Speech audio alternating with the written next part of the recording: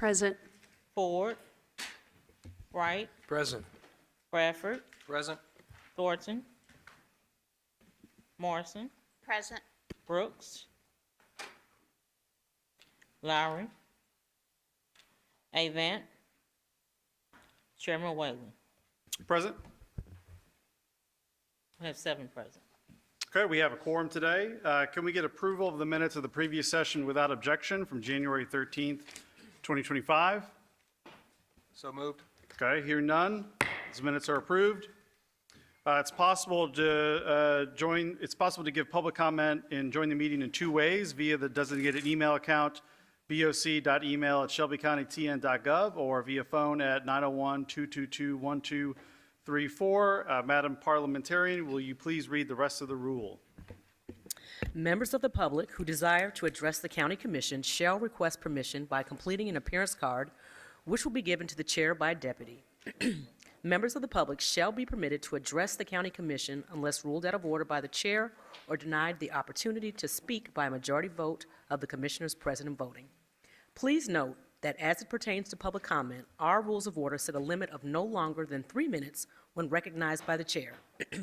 The chair may set a limit for discussion by the public of less than 3 minutes for each individual if circumstances require. Finally, to the members of the public, if you would like to express your pleasure or displeasure on a matter before the County Commission, please do so by raising your thumb up or pointing it down, as opposed to applause or other expressions of approval or disapproval. Disruptive members of the public are subject to removal from the Commission chambers by the Deputy Sheriff. Thank you for your attention and in advance for your cooperation today. All right, thanks so much. Again, we have a couple birthdays to celebrate in January. I know we might have mentioned these earlier this month, but want to give them another shout out here for Lucretia Macklin, whose birthday was on the 14th. Happy birthday, Lucretia, and Maya Morrow, whose birthday was yesterday. So happy birthday to Maya. We're going to go to general public comment now. Joby Kent, you may come up and you'll have 3 minutes.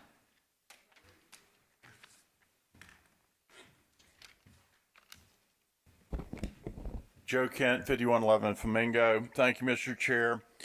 Did you hear Mayor Lee Harris on BTH on the superintendent termination? No reminiscing. Turn the page. Are you kidding me? Turn the page? I'm sure the mayor's response to the termination of Amber Covington and workforce development system botching for years has also turned the page. I believe Mayor Young really wants to turn the page on MATA and also turn the page on running 3 international investors out of town so Memphis taxpayers could spend $30 million on the convention center hotel to be operated by the local Carlisle Hardy team. The county is directly responsible for workforce, and this body also needs to take over physical management of workforce from the chamber, who I'm certain was also core to the termination and involved in the termination of Dr. Fegans. We also need State Department labor, the Tennessee Department of Labor to come in and be big boys and girls and all by themselves provide county commission testimony on all the workforce botches that have transpired over the last 10 years. Now here's another, Mark White, who was ed chair, who as ed chair oversaw for years MSCS in a tailspin. I told White, who holds the same seat as my father did years ago, that I thought, and I thought he had listened to me, that things were really off here in Shelby County. And this is based on me having called on school districts all across the country. But he doesn't listen to people like me. He listens to spooners like Blackjack, Mr. Memphis, Warren Ingram, and Bill Friss. And yes, I'm in favor of the speaker announced school board intervention, which in hindsight today should have never been necessary had the comptroller done his job. He said that our clerk was intentionally negligent. The comptroller is intentionally negligent on his staffing of the local Memphis Office for Public Financial Oversight. He didn't do his job. Anyway, White said on the Ben Dieter show, said that he wants to offer a new vision for high schools. Time out, Mark White. We are visioned out in Shelby County. Really, we've heard tons of visions, tons. We don't need another PowerPoint of a glorious future. What we need is adequate staffing of the local comptroller's office, to advance public financial oversight. This is not an intervention at all, but a service that Shelby County should have had for years. And that needs to be formally be requested by this body in the form of a resolution. This is my idea. It's not Brent Taylor's idea, my idea. My idea, Mr. Chairman. My idea. I love me. Thank you very much. All right, thank you, Mr. Kent. Next general comment we have is Jeffrey Woodard. All right, Mr. Woodard, you come up, state your name and address, and you have 3 minutes. Good evening, everybody. Jeffrey Woodard, 4843 Craigmont Drive. I'm here because a couple of weeks ago, I attempted to go to a school board meeting, and they did all the things they do, but upon going in, I asked for the list for you to speak. I was advised that the public was not allowed to speak. I'm trying to figure out, I'm a taxpayer, how can I be censored at a public meeting? Those people sitting on that board supposed to represent the people. I have an issue with being censored. I've spoke many a times down here before the Shelby County Commission in the past. No problem. City Council in the past. How do you censor taxpayers from speaking? That's what's a public hearing. I came here for this reason.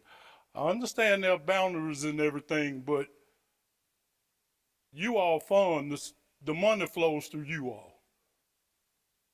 About the school system, DA's office, everything.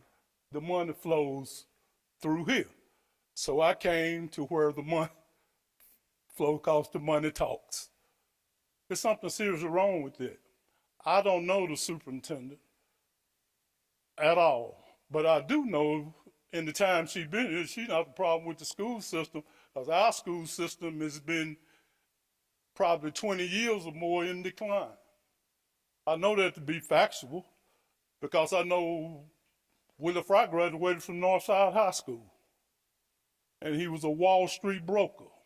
I know Charles Carpenter graduated from Southside High School, and when he went to Notre Dame, he was #1 in his class in the School of Law, public school system. The young man at Rhodes College in the early 80s went to Florida Avenue, went to Riverview Junior High, and Carver High School sit right over at Rhodes College. Those are the only schools he knew, competing against very wealthy kids from everywhere. He graduated #1 in the class. So we're doing something terribly wrong in the school system, in the law enforcement, in the crime. We have to correct something. You can't censor the public. You all, nobody here has ever done it all the times I've been down here. When we fought the privatization or trying to bring CCA here with all that corrupt nonsense, people listened to us and we got it done. I vote Democratic, I vote Republican, I do not vote colors of skin, I do not vote gender, none of that. Political affiliation, I vote the person that should be qualified to do the business of the people. That's what you signed up to do when you take elected office. It's the business of the people. It should never be personal. All right, thank you very much, Mr. Woodard. We appreciate you being here and for sharing your thoughts with us today. Yeah, and just the last thing, and even as the law office is concerned, get Mr. Mulroy to listen to the people like Mr. Gerald Green, who offer situations to do something about this child crime. Okay. Quit being so educated that you can't listen. Thank you. Okay, thank you so much. Vice Chair Avant, I see you in the queue. Mr. Woodard, I did want to address the concerns. Mr. Woodard, I did want to address the concerns that you brought before us in this body. Each public meeting of the school board should allot time for public comment. I don't know how the situation unfolded with the number of people that needed to speak or the time that they got there. And so I encourage you to reach out to school board members to get better understanding of how things transpired. I don't want the narrative to be always that nothing can be done or should be done, and that as this body who also provides as the funding body to the school board and someone who used to serve on the school board, I know how the process should have happened. So if it did not happen that way, I do encourage you to reach out to the chair of the board and or any other school board members to ask a detail about that, right? Because there's 30 minutes allotted in public comment, and I think they have tried with all of the contention that has been around this particular issue, may not have been managed well, but I encourage you to do that so that they also understand and hear from you things that transpired or challenges that may have happened as you came down to make your public comments on that day. And I'm happy to make that connection for you because I think it's important for them to know that. Not trying to censor, it should not be a censor. There should be an opportunity for all voices to be heard in this challenging time that we're in as a community. But I also hope that we're taking this opportunity to make the main thing and how we get back to supporting our students. That is the main thing. How do we get back as a community? Heal, build trust, and get back to supporting our students. So I'm happy to get your information so that I can make that connection for you. Thank you. Okay, thank you. Thank you, Vice Chair Avant. Commissioners, before we read the consent agenda, we do have an exciting announcement to make, which is that this meeting is being streamed live on YouTube. This has been a long project for us to try to make the transition from the webinar that you had to log into to just a link where you can stream the meetings live. So I really want to thank all the commissioners that were involved in making that happen and give a special thanks to Rashad and our office who helped see that project through. So you can now go to the County Commission website and click directly on a link that'll take you to YouTube Live, which I think is a great way for the public to be able to watch our meetings for those that can't visit us here in person. All right, commissioners, we're going to put 2 minutes on the clock. We have a shorter consent today, 2 minutes on the clock to review the agenda and if there are any items you wish to be pulled.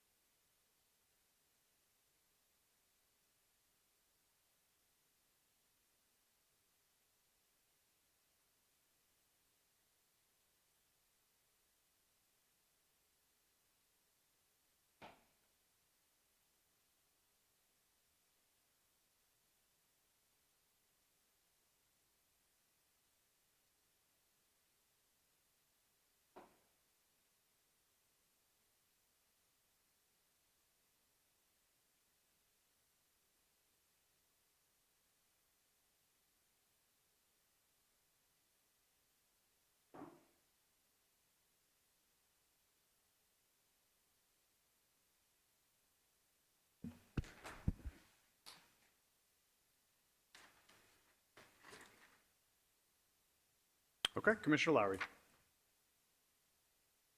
Thank you, Chair. Item number 9. Okay, item 9. Thank you, Commissioner Thornton. Thank you, Chair. Item number 2. Item 2. Thank you, Commissioner Brooks.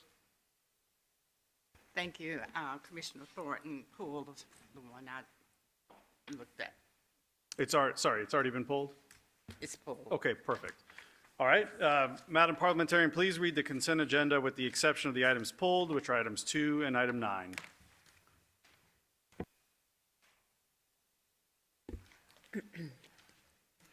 Item 3 comes from the Hospitals and Health Committee, which is chaired by Commissioner Clay Bibbs. Item 3 is a resolution amending the FY 2025 Shelby County Health Department Grant Fund operating budget in the amount of $100,000 for the purposes of promoting adolescent sexual and reproductive health based on pregnancy prevention strategies throughout Shelby County for the period beginning October 1, 2024 through June 30, 2025. This item requires the appropriation and expenditure of FY 2025 grant funds in the amount of $100,000, sponsored by Commissioner Miska Clay Bibbs. Item 4 comes from the Core City Neighborhoods and Housing Committee, which is chaired by Commissioner Brooks. Item 4 is a resolution approving the sale of 31 county-owned delinquent tax parcels acquired by Shelby County from various Shelby County tax sales to identified purchasers at various prices, collectively totaling $132,712.50, pursuant to Tennessee Code Annotated Section 67-5-2507, and authorizing the Shelby County Mayor to execute quitclaim deeds, sponsored by Commissioner Henry E. Brooks. Item 5 comes from the Audit Committee, which is chaired by Commissioner Clay Bibbs. Item 5 is a resolution receiving and filing the second quarter report of the Shelby County Trustee for the year ending June 30th, 2025, sponsored by Commissioner Miska Clay Bibbs. Items 6 through 8 and 10 come from the Milton Community Enhancement Grants Committee with Commissioner Brooks as acting chair. Item 6 is a resolution awarding county funds from the FY 2025 operating budget in the amount of $10,000 to Specialty Performance Training in Memphis Welding School, a charitable organization. This item requires an expenditure of $10,000 from the Milton Community Enhancement Program Grant Fund, sponsored by Commissioner Shante K. Avant. Item 7 is a resolution awarding county funds from the FY 2025 operating budget in the amount of $2,500 to Black Men Crowned, a charitable organization. This item requires an expenditure of $2,500 from the Milton Community Enhancement Program Grant Fund, sponsored by Commissioner Mikkel Lowry. Item 8 is a resolution awarding county funds from the FY 2025 operating budget in the amount of $10,000 to Bartlett's Closet, a charitable organization. This item requires an expenditure of $10,000 from the Milton Community Enhancement Program Grant Fund, sponsored by Commissioner McWright and Commissioner Amber Mills. This item was amended in January 23, 2025 committee meeting. Item 10 is a resolution awarding county funds from the FY 2025 operating budget in the amount of $2,000 to Arrow Academy of Excellence, a charitable organization. This item requires an expenditure of $2,000 from the Milton Community Enhancement Program Grant Fund, sponsored by Commissioner Brittany Thornton. Okay, thank you very much. If we can get a mover and seconder of the consent agenda. Moved by Commissioner Thornton, seconded by Commissioner Bradford. Madam Clerk, please prepare the screen to vote on all items except for items number 2 and 9.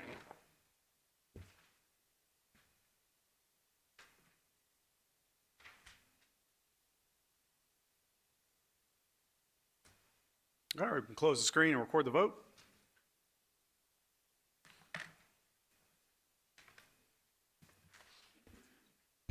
We have aye votes from Commissioners Clay Bibbs, Caswell, Sugarman, Mills, Wright, Bradford, Thornton, Morrison, Brooks, Lowry, and Chairman Whaley. We have 11 aye votes.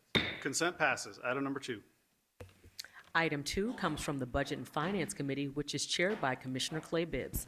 Item 2 is a resolution amending the FY 2025 operating budget and accepting state grant funds in the amount of $100,000 from the Tennessee Department of Economic and Community Development to further efforts to secure broadband infrastructure and access to the community in Shelby County, Tennessee through the Broadband Ready Communities Grant Program and approving contract with Innovate Memphis in the amount not to exceed $94,000 in accordance with the grant for the term from execution through June 30th, 2025, and with the option to renew for one additional one-year period.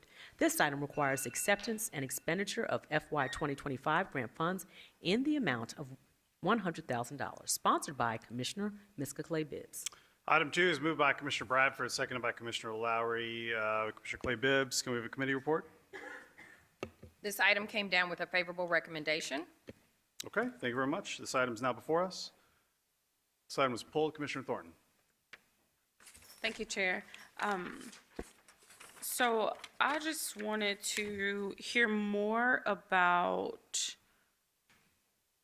the scope of the issue when it comes to our broadband infrastructure. Where are we seeing needs and how much of the need will be addressed by this grant? Absolutely. Hannah McCarthy, Mayor's Office of Innovation and Strategic Communications. Thank you, Chairman Whaley, Commissioner Thornton, thank you for your question. It's an honor to be back before this body today, and I just briefly want to reiterate a little bit about this issue like you asked. The way we kind of see this is as a tripod issue.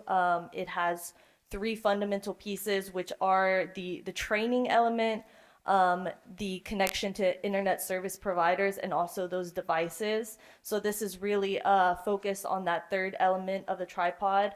I'm very fortunate to be joined today by Executive Director of Innovate Memphis, Jessica Lotz, and I think she can help answer more of the questions about where the specific need is in the community that they're looking at. But I do want to say that Innovate Memphis has been doing a lot of work on those other two legs of this tripod already, helping to address this very critical issue, which in today's day and age is a necessary essential. It's connecting people to healthcare, it's connecting people to education and to jobs.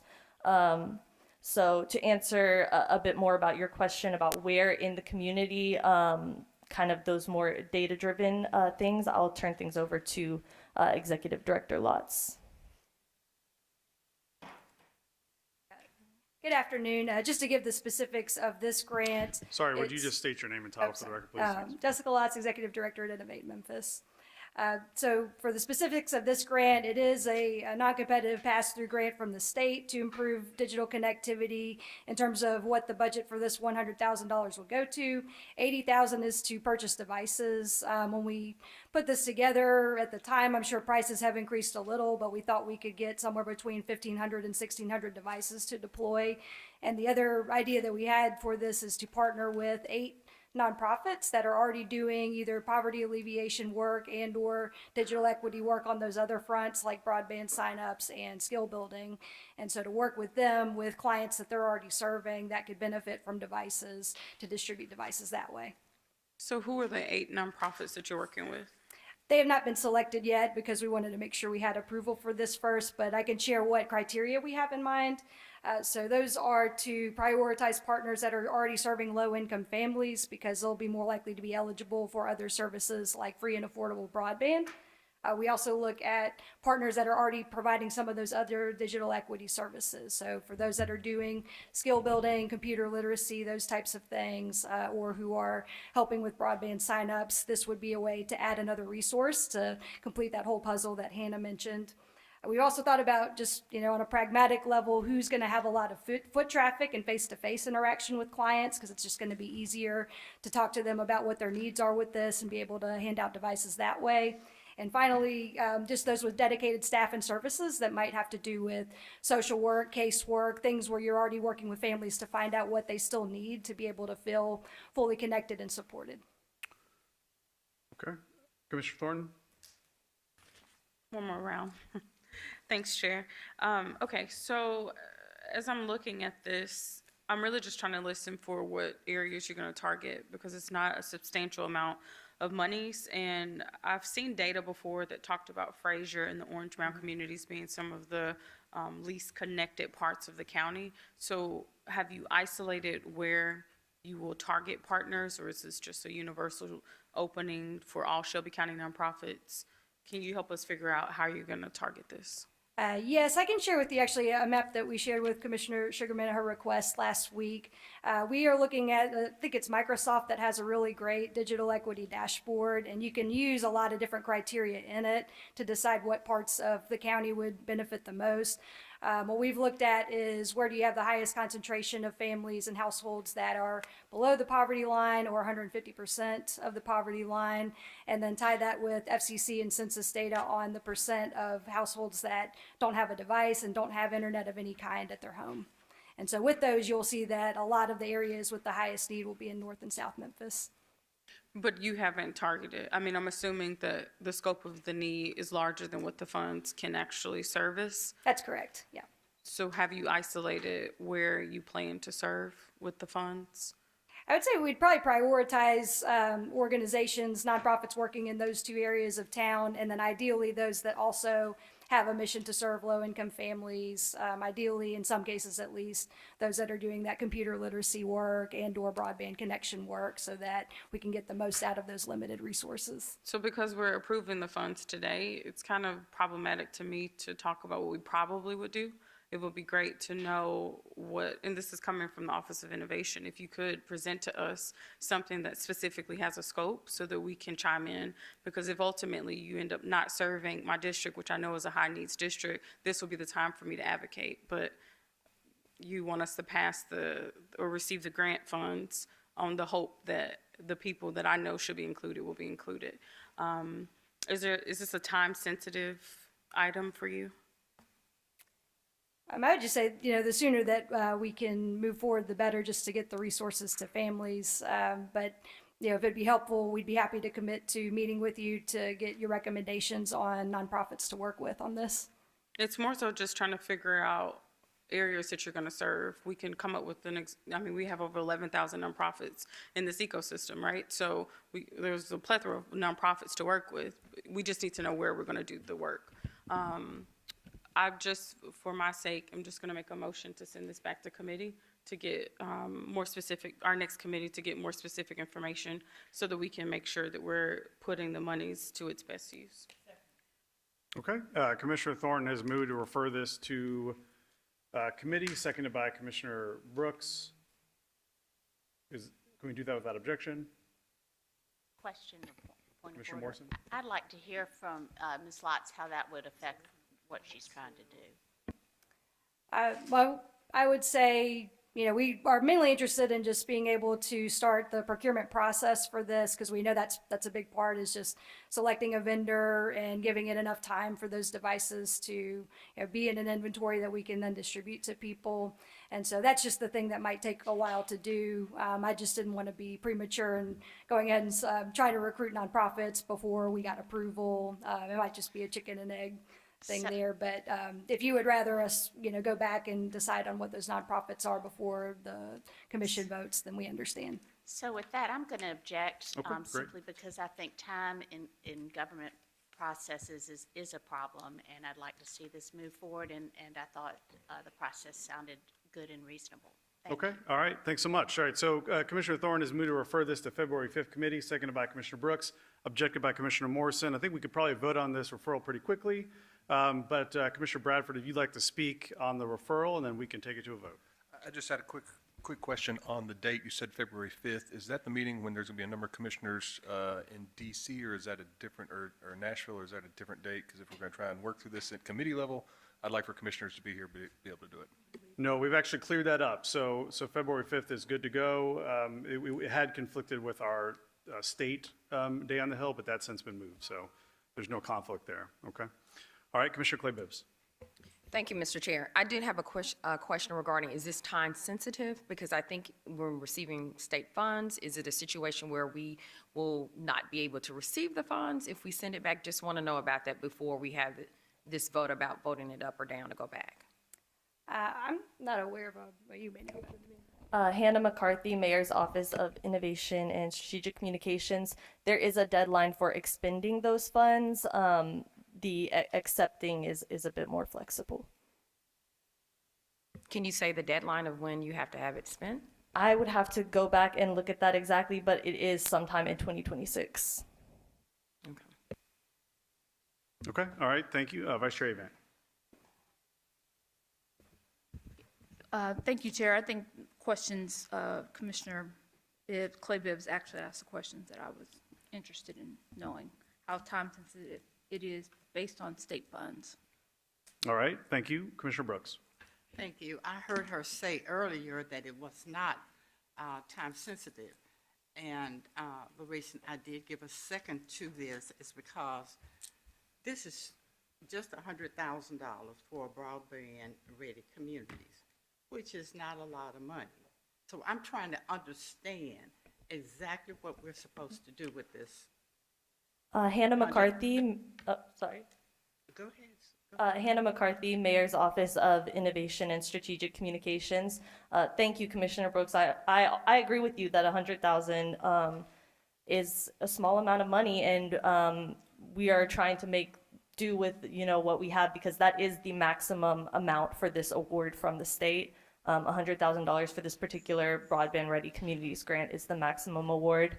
However, we are always looking for further opportunities for state grants as well as federal grants, looking at all of our different options for continuing to grow and expand this funding, because this is a very important issue, and I agree $100,000 is only gonna go so far. I think the plan that Innovate Memphis has laid out is an excellent plan for using these funds to the best of the ability with making do with what we have now. To finish my question, so is this maybe an avenue for the state to pilot these kinds of revenues for broadband communities, or identify a process by piloting this? I just can't believe the state is sending just $100,000 for broadband communities. I mean, it is, I mean, you can do half a community? So I just think it's got to be more to it than that, and that's why I want to send it back to committee, have some more conversation, and maybe in that conversation we'll learn more about the state's intent. Thank you. All right, thanks, Commissioner Brooks. All right, so we're going to do a good old-fashioned vote on the referral to committee. So the motion's been made to refer this item to February 5th. It's been objected to, so we're now going to prepare the screen to vote. If you vote yes, the item goes to committee. If you vote no, it stays before us today. Madam Clerk, please prepare the screen to vote.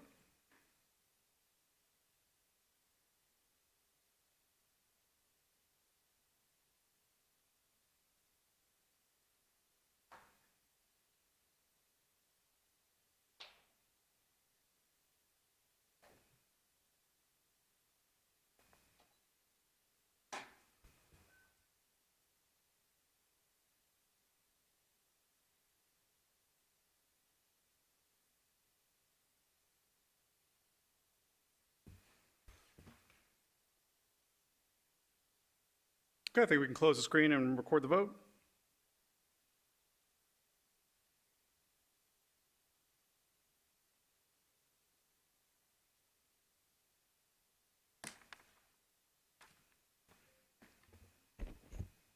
We have aye votes from Commissioners Clay Bibbs, Caswell, Sugarman, Bradford, Thornton, Brooks, Lowry, Avon, and Chairman Whaley. Commissioner Morrison is voting no. We have 9 ayes and 1 no. Okay, item 2 is referred to next week, February 5th committee. Thank you so much. Item number 9. Item 9 comes from the Milton Community Enhancement Grants Committee with Commissioner Brooks as acting chair. Item 9 is a resolution awarding county funds from the FY 2025 operating budget in the amount of $14,000 to the Memphian, Inc., a charitable organization. This item requires an expenditure of $14,000 from the Milton Community Enhancement Program Grant Fund, sponsored by Commissioner Henry E. Brooks, Commissioner Miska Clay Bibbs, and Commissioner Mikkel Lowry. This item was amended in January 23rd, 2025 committee meeting. Item 9 is moved by Commissioner Bradford, seconded by Commissioner Caswell. Commissioner Brooks, can we have a committee report? This item came down with a favorable recommendation. Thank you, Commissioner Brooks. Commissioner Lowry. Thank you, Mr. Chair. I pulled this item because I see there are members of this organization that are in the chambers and want to invite them to speak if you see fit. Okay, Thank sure, please. Yep, come on up. If you'll also state your name and address, and you'll have 3 minutes. Mr. Chairman, may I? Commissioner Brooks. Well, I'm not sure if you all know this, and probably some of you don't care, and probably some of you will applaud this, but I think the work that the Memphians, part of the work that they do is especially important now.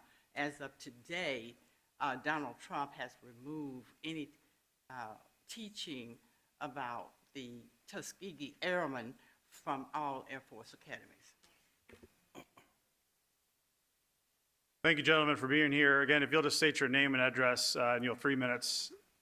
Yes, Anthony Boyce, Canada, Memphis, Inc. president. Memphis, Inc. was created in 1954 by William Weathers for African-American men to promulgate the aspirations of community, economic, enhancement as well as education. We have done numerous things in the community for 72 years, and this would be the first time that we've faced any committee or any governmental agency to help us help the people in our community. Foundation Chair, Ron Meredith. I appreciate the opportunity to be before you again. We are just here to implore.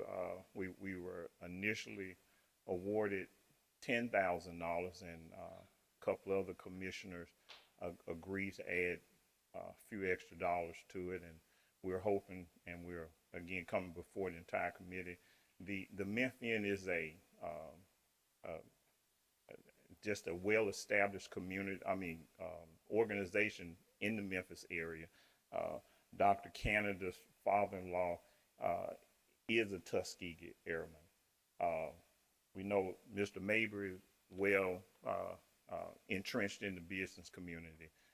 We have other organizations or other members where just this year we've given away $27,000 in scholarships. We are just seeking to continue our good work in the community, and we are entrenched in the South Memphis community, the Parkway and Mississippi area, and the 38126 area. And as we know, that area needs to see men that are involved in the community, that are actually doing something. So our belief is a child can't be anything they can't see.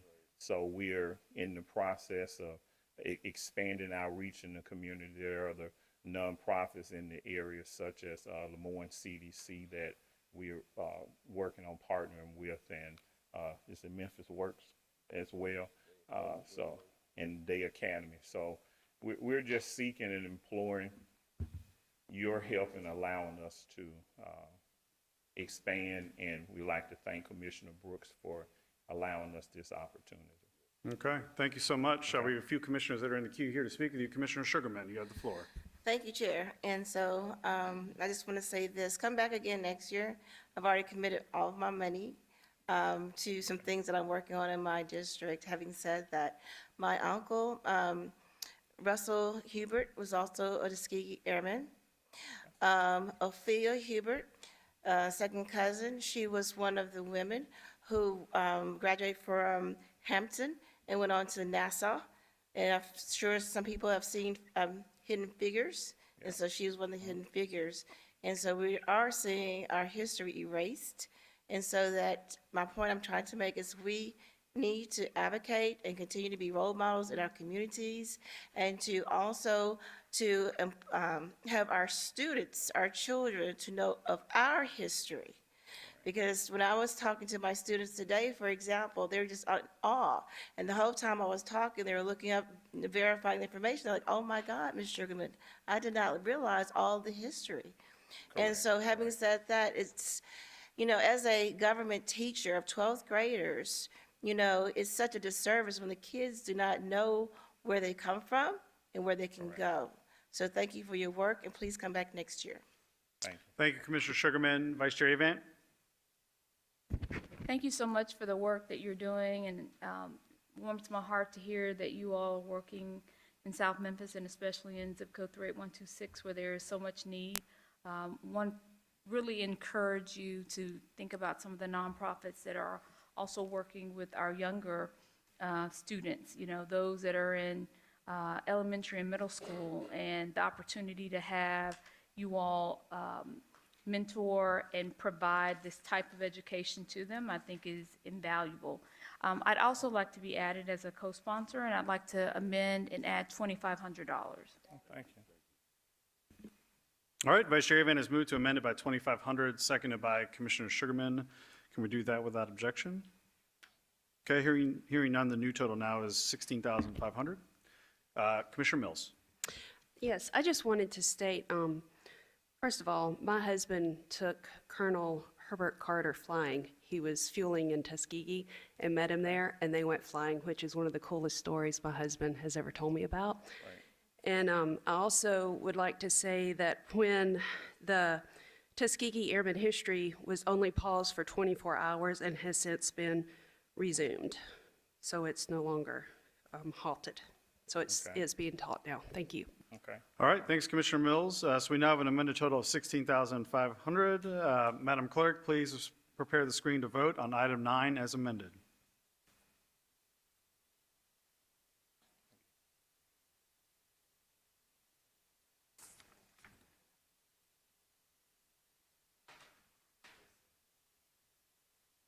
We can close the screen and record the vote.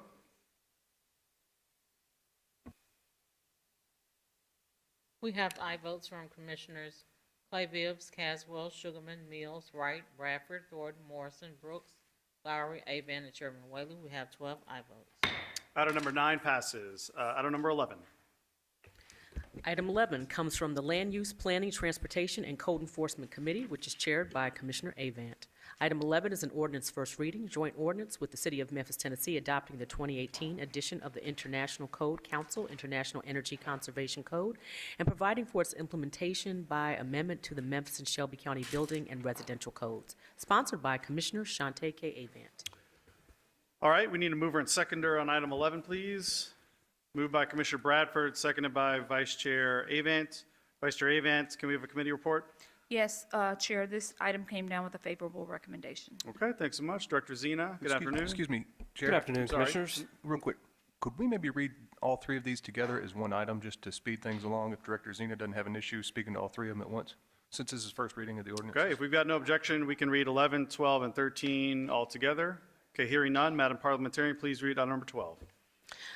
Item 12 is also from the land, items 12 and 13 are also from the Land Use Planning, Transportation, and Code Enforcement Committee, which is chaired by Commissioner Avant. Item 12 is an ordinance first reading, joint ordinance further amending the 2021 edition of the ICC International Residential Code and revised local amendments, sponsored by Commissioner Shante K. Avant. Item 13 is an ordinance first reading, joint ordinance further amending the 2021 edition of the ICC International Building Code and previous local amendments, including certain appendices, sponsored by Commissioner Shante K. Avant. Items 11 through 13 have been moved by Commissioner Bradford and seconded by Commissioner Avant. All right, thank you, Vice Chair Avant. On 12 and 13, committee report. Yes, Chair, these items also came down with a favorable recommendation. Okay, so before us, we have items 11 through 13, ordinances of first reading. Director Zena.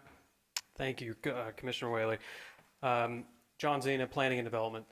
These items are merely cleanup to come into conformance with changes that were made at the state level to both state law and rules and regulations regarding building codes. Item 11 has to do with the International Energy Conservation Code. The model code that we adopted in Shelby County in 2021 was the 2021 model code. In 2023, the state legislature passed a law that made it such that no local government could adopt any standard more stringent than the 2018 model code. So we're simply needing to go back to the 2018 model code. So we're doing that. The same local amendments that are in the 2021 version would still apply. But what this means is standards on things like insulation for ceilings and walls, slabs, ducts, that sort of thing, just get ratcheted back a little bit in terms of the stringency of the requirement and thus the cost to the builder. Other changes would also be on things like interior lighting, external electrical boxes, again, just sort of lightening some of those requirements that became more stringent once we moved to the 2021 version. So that's item 11, and then item 12 and 13 has to do with a cleanup of some changes that were made in 2021 regarding 3 to 6 unit residential structures. We attempted to move the regulation of those building standards into the residential code. We need to move those back into the building code, but there are some local amendments that we're allowed to retain based on changes in state law. I'm available for any questions. Okay, thank you, Director Zena, for the report. Commissioner Brooks. Thank you. Mr. Zena, I have not had an opportunity to read all of the codes on these 2 items, So, but I will get around to doing it maybe this summer. So, I'm going to ask you to tell me who was most disadvantaged and who was most advantaged by the 21 codes The 21 code. that we're reversing back to. Reversing back. So anytime we have a new construction project or an alteration of a space, more than 25% of the space, the energy conservation code standards that are adopted get triggered. So what is being triggered here are the same standards, more or less, but a lot of the specific requirements are going to be less stringent now, going from the 2021 to the 2018. And that, I imagine, is what the interest of the state legislature was when they made that law change 2 years ago, was they felt as if the standards of the 2021 Energy Conservation Code were perhaps a little too expensive, or a little too stringent, and so their interest was rolling that back. So if you think about things like ceiling insulation, for example, the change in ceiling insulation from 2018 to 2021 goes from an R38 to an R49. What does that mean in dollars and cents? That's roughly about 20 to 30% in additional expenses because you're having to add more thickness to your ceiling insulation to conform with the 2021 version. So we're cutting back on how much would have to be required for ceiling insulation for a new building, and that's residential construction, that's commercial construction. So who benefits is not just the builder, but ultimately the end user as well. And the builder in this case, if we're talking about a home, maybe the homeowner is ultimately benefiting by spending less money on those items. But if they're spending less money but getting less installation, and we do know that installation is important in certain types of homes, so would the end user in fact benefit? Commissioner Brooks, you will get no disagreement from me. I do think that over time, you are correct that the additional insulation does have a long-term benefit. Again, however, what we're being essentially compelled to do by the state is to conform with a law that was passed at the legislative level 2 years ago. Right, and this is the now generation. Thank you.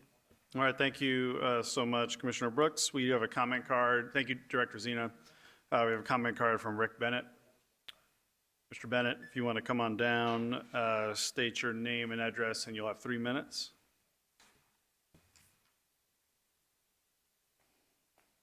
Good afternoon. Chairman, Rick Bennett, 99999 South Shady Grove Road, Memphis 38120. I am the legislative counsel for West Tennessee Chapter Associated Builders and Contractors, which is one of the leading trade industry associations regarding commercial construction industry. And so we're just here monitoring these building codes because obviously they affect our industry. And I've talked to Mr. Zena about the changes. Again, we're just the contractor. We're doing what the state law requires. We do what the owners. So as Mr. Zena said, the owner's required to comply with whatever the state law is. In this particular occasion, we understand why locally they're having to make these changes. We're just here to monitor them, make sure there's not any additional obligations that are going to be required of contractors in the city to make sure that if these changes are adopted, we can get the word out to our contractor members as to what's now required of them. So if they're rolling back from 21 to 2018, they need to know that for purposes of bidding and building in the future, so they're in compliance with the local law. So I'm just here monitoring on this occasion. But if anybody has any questions about the construction industry, I'm happy to answer any questions that you may have, either this occasion or in the future, or you can contact our office as well. Thank you. Okay, thank you, Mr. Bennett. Thank you for being here. So we're on first reading for ordinances on items 11, 12, and 13. Madam Clerk, please prepare the screen to vote for items 11, 12, and 13.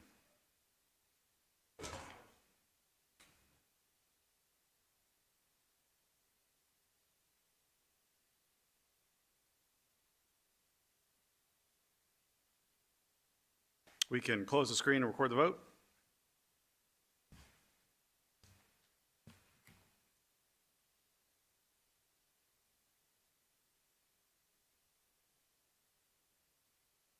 We have aye votes from Commissioners Clay Bibbs, Caswell, Sugarman, Mills, Wright, Bradford, Thornton, Morrison, Lowry, Avon, and Chairman Whaley. We have 11 aye votes. Okay, 11, 12, 13 go to second reading. Item number 14. Chair, before I read this into the record, I just want to note that it's on third reading, and I have a summary to read once it's properly before us. Item 14 comes from the Workforce Development Committee with Commissioner Morrison as Vice Chair. Item 14 is an ordinance third reading, ordinance amending Chapter 14 of the Shelby County Code of Ordinances entitled Employment and Employees to acknowledge international degrees during the hiring selection process, sponsored by Commissioner Erica Sugarman. Item 14 is moved by Commissioner Bradford, seconded by Commissioner Sugarman. Commissioner Morrison, can we have a committee report?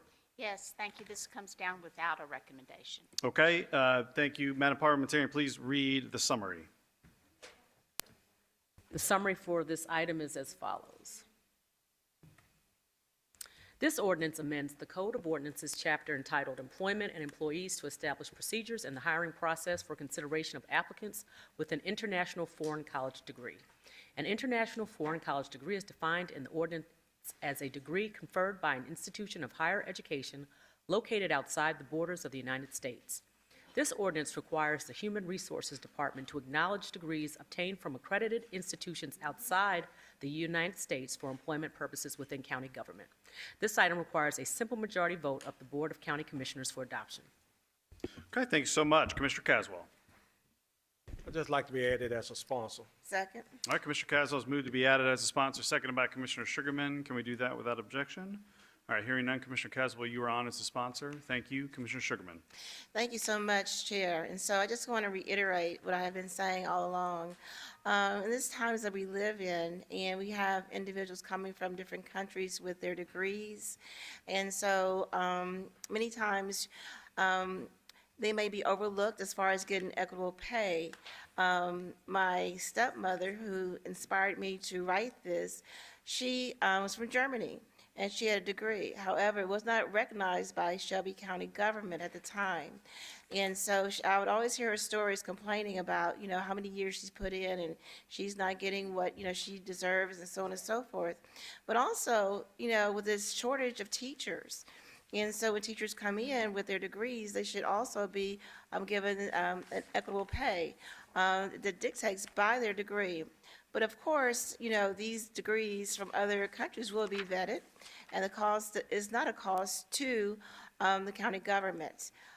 We had Director Thornton talk about the process, and it's not an additional cost. However, it means so much for these individuals who earn their degrees and want to give back, here in our communities. And so I urge my colleagues, again, to support this ordinance, and this is the third reading. Thank you so much. All right, thank you, Commissioner Sugarman. Madam Clerk, we can please prepare the screen to vote on item 14.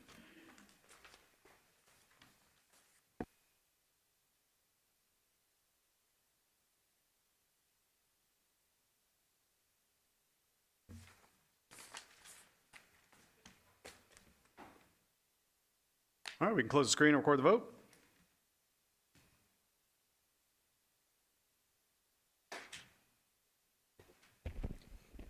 We have aye votes from Commissioners Clay Bibbs, Caswell, Sugarman, Mills, Wright, Bradford, Thornton, Lowry, and Chairman Whaley. We have 9 aye votes. Item number 14 passes. Item number 15.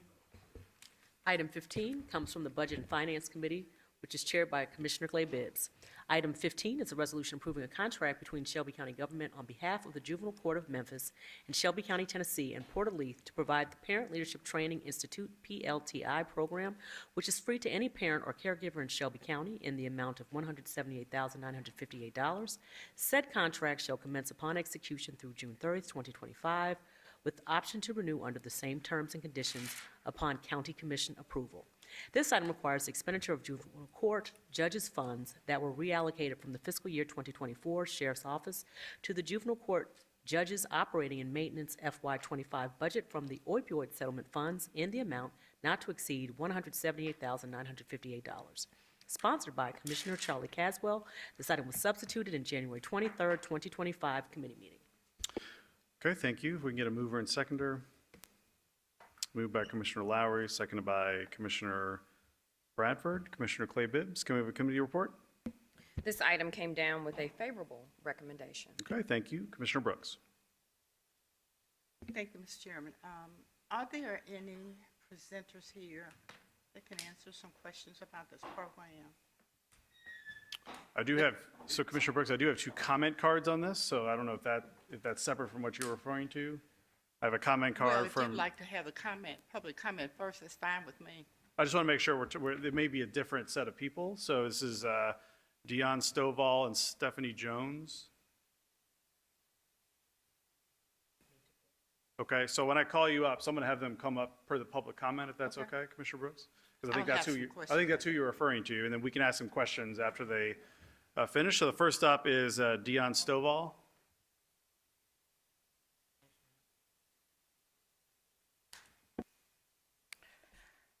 Good afternoon. I'm here representing the Parent Leadership Training Institute. My name is Dion Stovall, 8477 Lofton Cove 38018. I am the site coordinator for this particular initiative. This initiative has been run by a collaborative group that is the Civic Design Team and has significant representation of people with lived experiences, as well as representatives from the community, Memphis Shelby County Schools, and local organizations. This particular initiative was put together back in 2020 by a group of people who came together to learn about PLTI.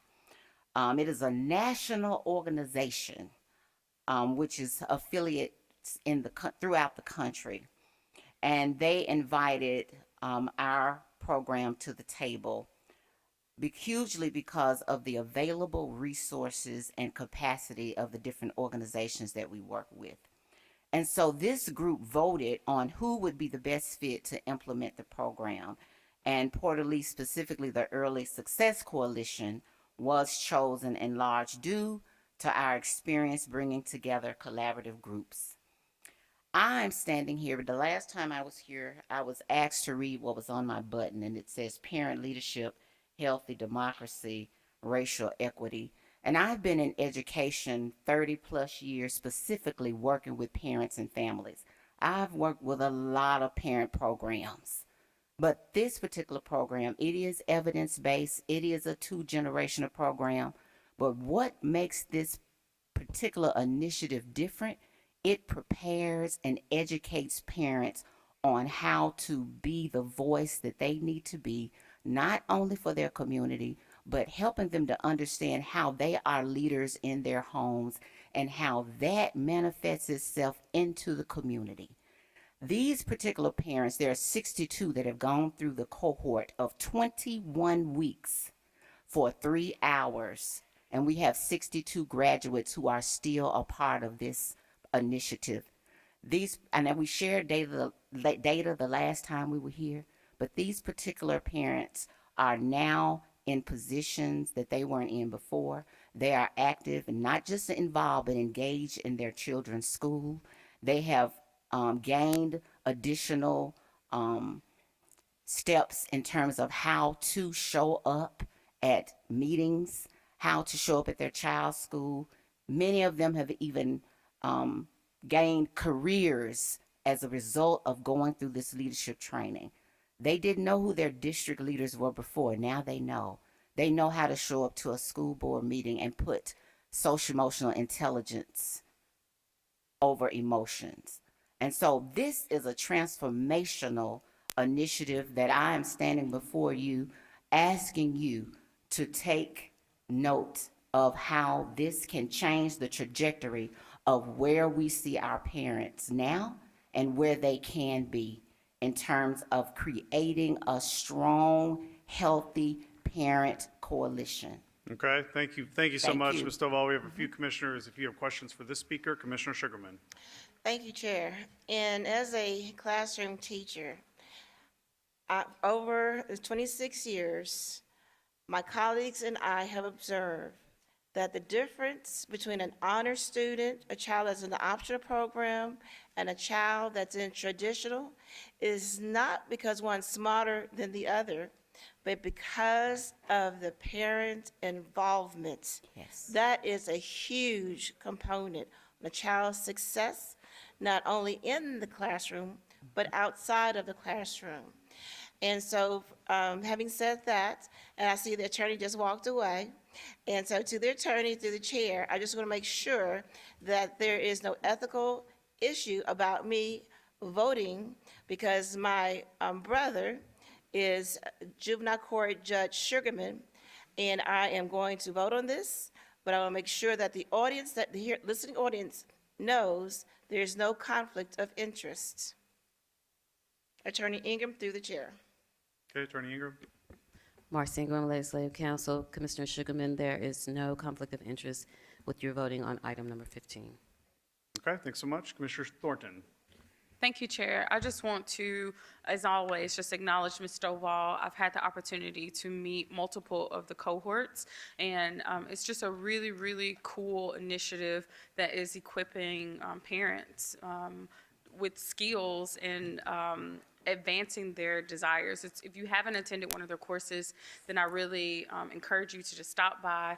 They have a great graduation, and they do a showcase of all the work that they've been doing. These parents come from all across the county, and they have just really brilliant and ambitious ideas for how to advance Shelby County. So I just don't think there's enough of a budget that we could fund to be able to advance this work, and I really would love to see you scale it up to your wildest dreams. So don't hesitate to let us know how we can factor you into future budgets, and I just support the work that you do. Thank you for all that you do. Thank you All so right, very much. Thank you, Commissioner Thornton. Commissioner Caswell.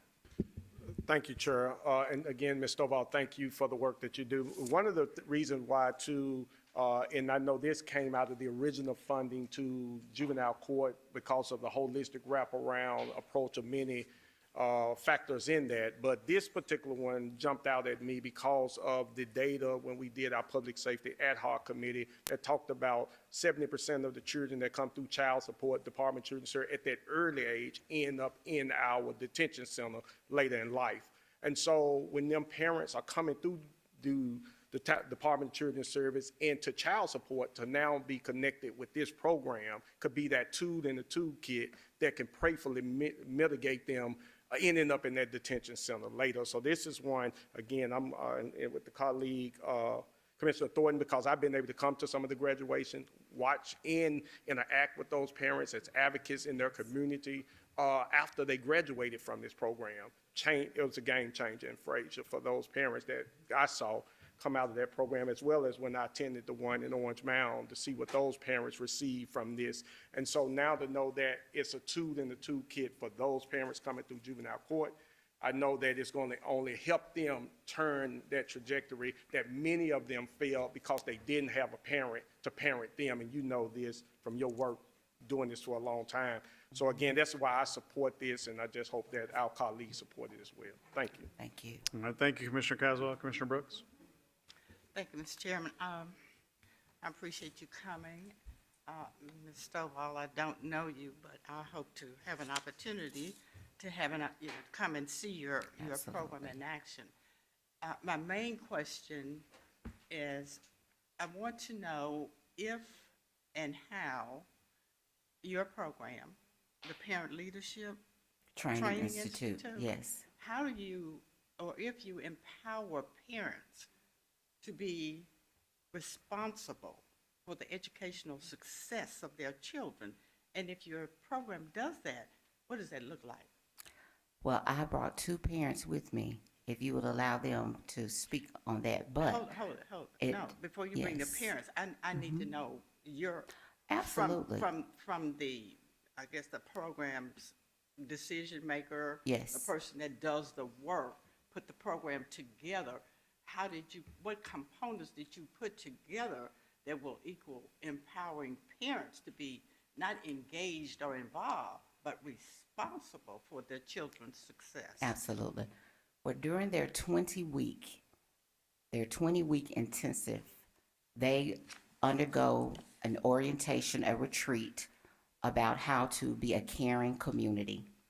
We bring in representatives and people from all over the city that are speakers that have been where they've been as parents in their spaces and that have made a choice to be leaders within their own households and within the community.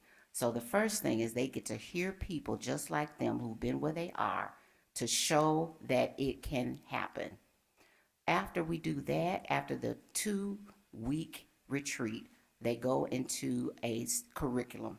The curriculum talks about everything from how ACEs and trauma impacts their trajectory as a parent and as an individual in the community historically, culturally, and then they're able to take some information in regards to that and set goals on how they're going to identify ways to not allow their history to define who they are, because a lot of what we're seeing is identity crisis. And so from that, we see some identity. I saw your face, but we have some parents that struggle with who they are and their purpose based on some past traumas.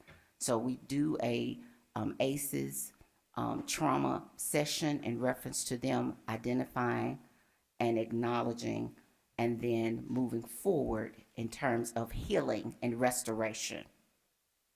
We also have... Okay, I'm almost out of time, and respectfully, I just wanted to ask, when you talk about identity and who they are and their history, that's why I guess my facial expression changed, because I identify with who I am. I am who I am, and my history is who I am. So if you take that away, then that's where my trauma comes in. Absolutely. We would never want to take that away. And we walk and partner with parents so that they can identify. We do have parents that will show up and say that they are in a space where they're trying to figure out where they are and who they are. I'm talking about culturally and racially, and I know I'm out of time, so I'm going to get back in the queue, and respectfully, thank you so much. And Absolutely. I'll come back. Absolutely. And we can talk about it. That's that racial equity piece. Okay, all right. Commissioner Thornton? Just 2 points. I would like to be added as a sponsor. Okay, Commissioner Thornton is added as a sponsor, moved by, second by Commissioner Sugarman without objection. Commissioner Thornton, you are as a sponsor. Thank you. And just a follow-up question. So with the funds given here, how can you just talk to how that advances the work and just what's the gap? So do you have a figure for what will be ideal to meet a certain population that you're trying to reach, or is this just a drop in the bucket towards moving the needle of serving our parents? So we do have a budget, and it encompasses the technology. We provide all of the parents in need of technology, whether it's laptops or Wi-Fi. We provide them with all the technology that they may need to be able to attend the class, because it is a hybrid model based on the needs of the class, and it can be a hybrid where we meet in person and then virtually. We also provide child care, where we have certified child care services for the children on site when we meet in person.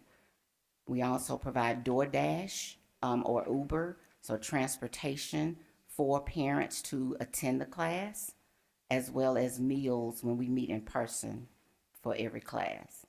We also have 4 facilitators to facilitate cohort 1. The first 10 weeks, we have 2 facilitators, and then 2 facilitators to implement cohort 2 for the last 10 weeks. So is this just going to pay for one additional cohort? For one cohort. And do you already have the location of where this cohort will be headquartered? We're hoping to facilitate our next cohort 4 at juvenile court. So it'll actually be at juvenile court? Mm-hmm. Okay. Thank you. Thank you. Thank you, Commissioner Thornton. Commissioner Brooks? Thank you, Mr. Oval. Just a quick question about the structure. So who do you all operate under a board of directors? We have the civic design team that runs the initiative. Okay, and who is the person who makes all of the decisions about this program? Along with our board of of our board of directors and our civic design team within the organization. Could you send me that list Absolutely. with pictures? Yes. Okay.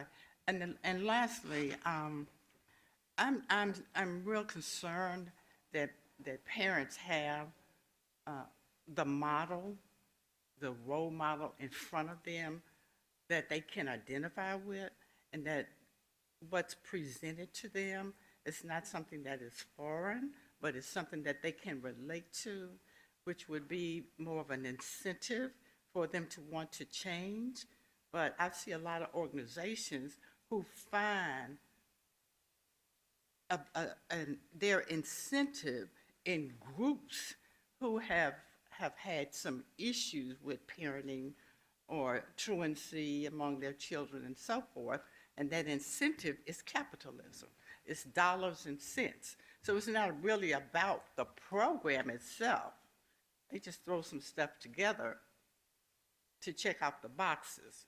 So I want to ensure, and that's my major concern, is that we don't just have a program here that's got a little certificate that checks the boxes so that they can profit, if you will, off the lack of information of our parents regarding their children. Absolutely, That's Commissioner my major Brooks. concern. Absolutely, and I am just as concerned. And my work in the community and with parents, I would never put myself in a position of serving in that capacity. And I think that's why I'm so serious about this initiative, because I've seen what it does and how it truly impacts the parents. When they're done with the program, it's not a one and done. Okay. And I think, Commissioner, I really would love to share more information with you in regards to what happens after. If you'll invite me to one of your sessions, Absolutely. if that's okay, Yes. I'd love to come. I'd appreciate that. Will do. Thank you so Thank you, much. Commissioner. Thank you. Thank you, Commissioner Brooks. Okay, thanks so much. We've got one more comment card here from two more. One from Stephanie Jones. You want to come on up, state your name and address, and you'll have 3 minutes. Good evening. Stephanie Jones, 1717 Borden, 38116, Memphis. I stand before you as a native Memphian, a graduate of Memphis City Schools, the University of Memphis, and a former recipient of special education services through Tennessee Department of Education as an individual with Disabilities Education Act. I am a graduate of PLTI Cohort 3. I joined PLTI because I work for Port Elite as the Health, Disabilities, Nutrition, Mental Health Services Manager. Oftentimes, I was getting telephone calls from parents of children ages 3 through school age who were having challenges with getting services for special education for their children. In the school system, we celebrate 100 days of school as a halfway mark. However, the parents were having to face 90, 120 days of not getting a telephone call or not getting a response to determine what they needed to do to get special education services for their children. So as an employee of Port Elite, I needed to know what else can I do to help the school-age children who I ordinarily do not serve. I joined PLTI. I learned about advocacy. I learned to teach parents to be their advocate for their child. I learned also about policy for change. So through this process, I have been able to empower other parents to help them to identify who they need to contact in their schools when you're talking about getting services, what they need to do, not just to call, not just to go, but who to email. I've been able to inform them about the laws as it relates to getting services for their children. So as a PLTI graduate, I continue to do this work. We have been extremely impactful. We have families that I know have received those services, and we have other families that have joined PLTI because of the progress that they made, and they saw this service as a benefit to be able to help others. And I thank you for allowing me to speak today. Okay, thank you very much. Commissioner Lowry? Thank you, Chair. I just want to say thank you for your work. I know that firsthand for what you're talking about, and it's there's no blueprint for it. You don't know who to call. You call one person, that leads to another person, leads to another organization, and I got the wherewithal to do that. and so many of our parents don't. So to hear people as passionate you are about helping our families with children that need special needs, need special help, it touches my heart to a certain extent. So I just want to say thank you for your work. Continue to do that, and we need more people like you. Thank you. Thank you. Thank you. Thanks, Commissioner Lowry. All right, next up we have Kimberly Dobbins.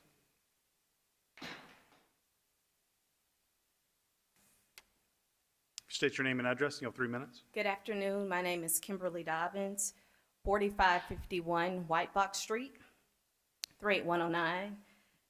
I'm a native Memphian and alumna of the Parent Leadership Training Institute, cohort number 3. On April 24th, I received an email from my supervisor, and it read, "Make sure you have an opportunity to join this great group." I then submitted my application, was accepted, and the resources and knowledge that I acquired and continue to acquire is history in the making. Because of PLTI, I learned how to become civically aware and engaged in my community. I learned about our districts, our district representatives, how to be active and a knowledgeable parent of school-age children, how to properly advocate for my son to receive an IEP, which was being ignored until PLTI informed me of my rights and responsibilities as a parent. You know, it's one thing to walk into a room full of individuals, such as yourselves, who carry the sometimes intimidating titles.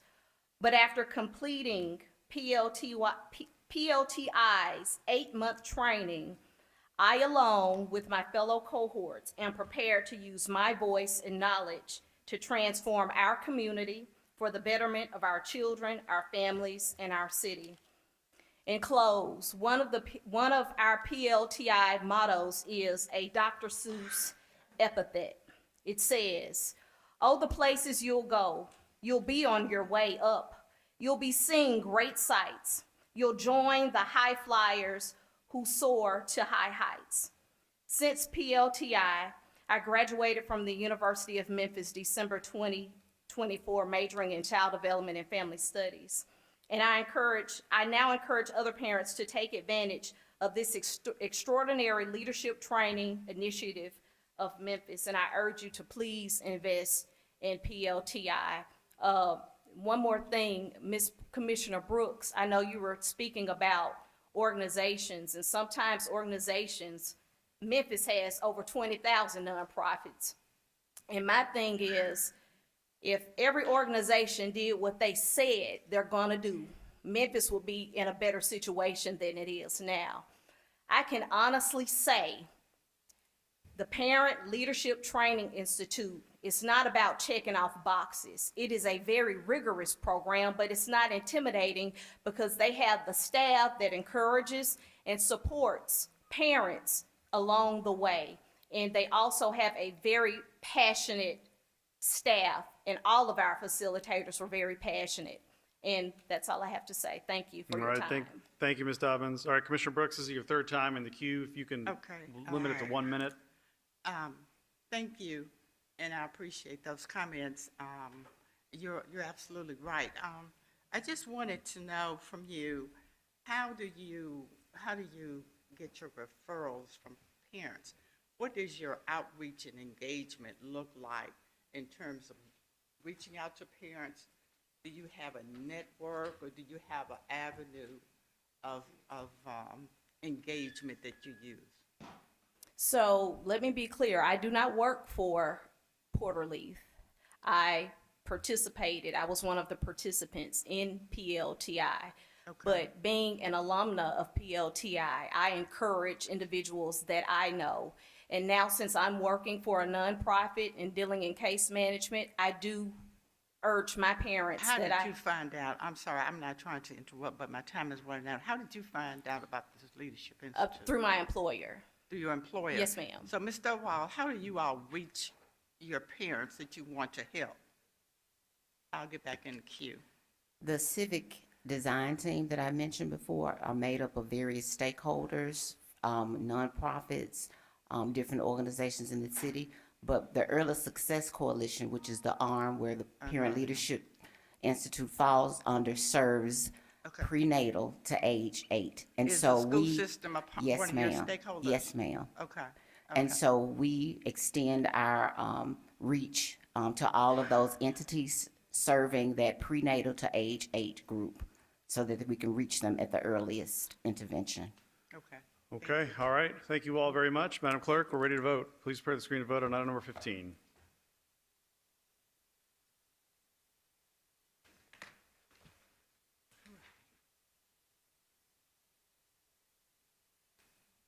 All right, we can close the screen and record the vote.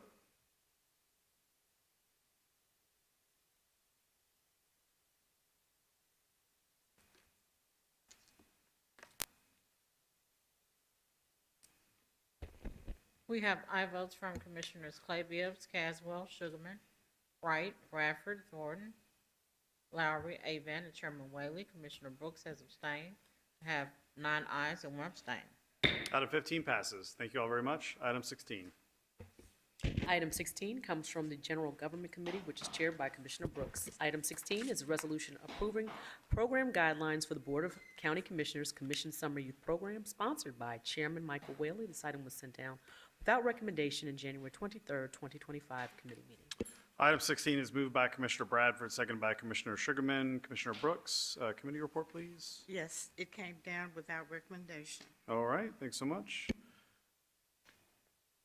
All right, Commissioner Thornton. Thank you, Chair. I've had the opportunity to speak to Administrator Perry. If someone could ask him to step from the back, that'll be helpful. But we're in agreement, if this body would so choose, that we would like to send this back to the committee on the 5th for an amendment that is going to just recalibrate a higher stipend for college students and potentially adjust the age range for the program. Okay, would you like to make that motion?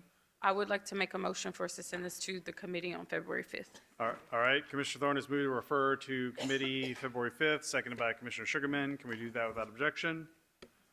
All right, hearing none. Item 16 will go to committee on February 5th. Item number 17. Item 17 comes from the General Government Committee, which is chaired by Commissioner Brooks. Item 17 is a resolution receiving and filing the notice of vacancy created by the retirement of the Honorable Bill Anderson, General Sessions Court Judge for Division 7 Criminal, effective March 1st, 2025, setting Wednesday, January 12th, 2025 as the application deadline, setting Wednesday, February 19th, 2025 as the date to interview candidates, and Monday, February 24th, 2025 as the date for appointing an interim judge, authorizing the chairman of the Board of County Commissioners to publish notice of appointment, and requesting that the Shelby County Sheriff's Office conducts a background check on all candidates for said vacancy. Sponsored by Chairman Michael Whaley. This item was amended in January 23rd, 2025 committee meeting. Thank you very much. Item 17 is moved by Commissioner Sugarman, seconded by Commissioner Bradford. Commissioner Brooks, committee report. This item was amended in committee and sent down without recommendation. Okay, it was not voted on in committee. Did we vote on this? If the minute clerk could give me some assistance. I think it may have come down with a favorable recommendation, if I recall. Did it? All right. After amendment. Okay, thank you, I stand Commissioner corrected. Brooks. Yep. Any comment or question on this item? All right, seeing none, Madam Clerk, please prepare the screen to vote. Item 17.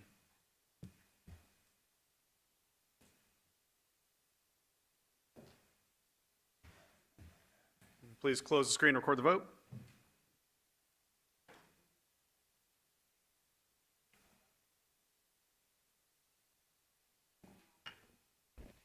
We have aye votes from Commissioners Clay Bibbs, Caswell, Sugarman, Mills, Wright, Bradford, Thornton, Morrison, Brooks, Lowry, Avon, and Chairman Whaley. We have 12 aye votes. Okay, item number 17 passes. Commissioners, we have 2 add-on items today for consideration. Those items are 17A and 17B. I will move those items to the floor, starting with 17A. Madam Parliamentarian, will you please read that caption? Item 17A is an add-on item. Item 17A is a resolution approving a contract to purchase property located at 492 Union Avenue, AKA 600 Beale Street, Memphis, Tennessee, 38104 from Global Memphis Beale LLC in the amount of $16,900,000 plus reasonable closing costs and appropriating said funds. This item requires the expenditure of fiscal year 2025 capital improvement funds in an amount not to exceed $17,100,000, sponsored by Chairman Michael Whaley. All right, thank you so much. Since item 17B is related, will you please also read, if we can do so without objection, these two items are related to one another. We want a singular presentation from them. Please read 17B. 17B is also an add-on item. Item 17B is a resolution approving a contract to purchase property located at 495 Union Avenue and 597 Beale Street, Memphis, Tennessee 38104 from 495 Union Avenue LLC and 597 Beale Street LLC in the amount of $7 million plus reasonable closing costs and appropriating said funds. This item requires the expenditure of fiscal year 2025 capital improvement funds in an amount not to exceed $7,150,000, sponsored by Chairman Michael Whaley. All right, thank you. These items were moved by Commissioner Bradford, seconded by Commissioner Clay Bibbs. Do we have a presentation on these items?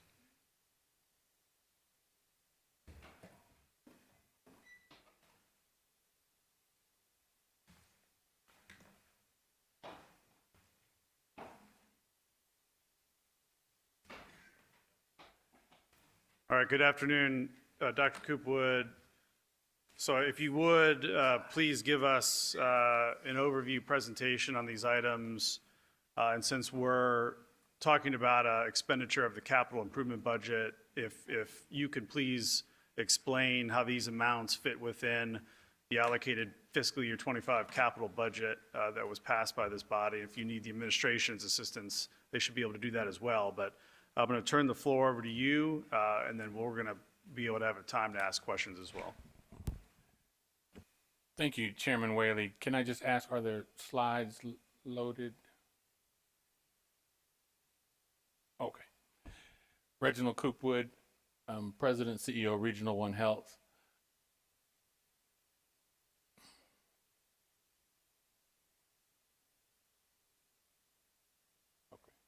Okay. So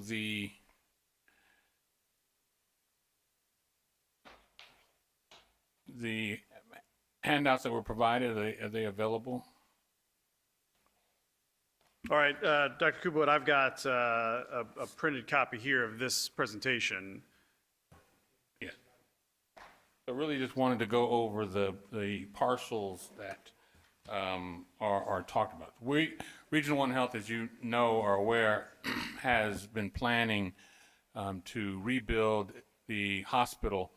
The current plans were for the hospital to be built on our current site, which included acquiring a building from UT, tearing it down, building the hospital in phases from that point. It became available to us of the opportunity to purchase the commercial appeal property, of which these two parcels are the land in which the commercial appeal building previously was on. One is the office building that is on parcel 1, and then parcel 2 is the building. Okay, the building that is, we can look, if we go to the next, right there. Parcel 2 is the building that is the warehouse. That is, those two buildings made up the commercial appeal site. We, our broker from Universal Commercial Real Estate, aided us in inquiring into these properties. As you see, property 1 includes the office building, including a back parking lot across Bill Street, and then property 2 is the warehouse. The warehouse was purchased almost a little over a year ago by an entity that is in the process of converting it to a storage facility, and they had started that process, and we're probably about 70% to 80% complete, with intentions to open the storage facility in that building March of this year. When we inquired about it, they offered to suspend or slow the building and not put any more significant amount of capital into it until there was opportunity for this purchase to happen. We feel this is an optimal site for the new hospital, and it gives us much more flexibility to be able to program the facility. It's much less disruptive to our current location, where the construction and demolition would go on for 8 to 10 years. It also allows us to, once programmed, to be able to reduce the length of time of construction from which was historically to be 8 to 10 years, to reduce it to the 5 to 7 year time frame. There's a significant amount of cost avoidance just from an inflationary reduction of the inflationary cost by the reduction of the time frame. We would ask that the commission consider favorably to purchase these properties. I think you were provided the both letters of intent for these properties, as well as a agreed upon purchase sales agreement for parcel 1 and 2. And of note, the remaining parcels 3, 4, and 5 have letters of intent, but not completed purchase sales agreements, and we hope to be able to bring that in future meetings. All right, thanks, Dr. Coopwood. So one of the questions I had was of finance, because what you're asking us to prove here is an expenditure of our capital improvement program. So we have these two with us. There's also the additional ones that you hope to bring. So can we just confirm the total amount within the amount that we've allocated, less any prior expenditures in this fiscal year? Harold Collins, Chief Administrative Officer. Mr. Chairman, the purchase price for these parcels are within the designated budget that was approved by this commission in fiscal year 25. Okay, thank you. Commissioner Caswell. Thank you, Chair. Dr. Coopwood, and just looking at this model here and plan, one is, I'd just like to know the demographic of space when you talk about where we got now as a hospital, and then this, how much less space do we have from taking it from Jefferson, where we are, to this location, and what would be missing from this plan with this being the new designated site? As far as, I guess, you know, with the NICU, trauma center, all that you have at the Regional 1 now, will something be minus or taken away with this? And also when it comes to the parking, like what do the parking look like there? So, Reginald Cooper, so we currently are on about 12 acres. Once all these parcels are acquired, will be almost 16 acres for this site. We are in the process with our consultants of All World and Cavalis, who are programming the hospital to understand what is to be in this facility. We started the process of looking at what we currently have today.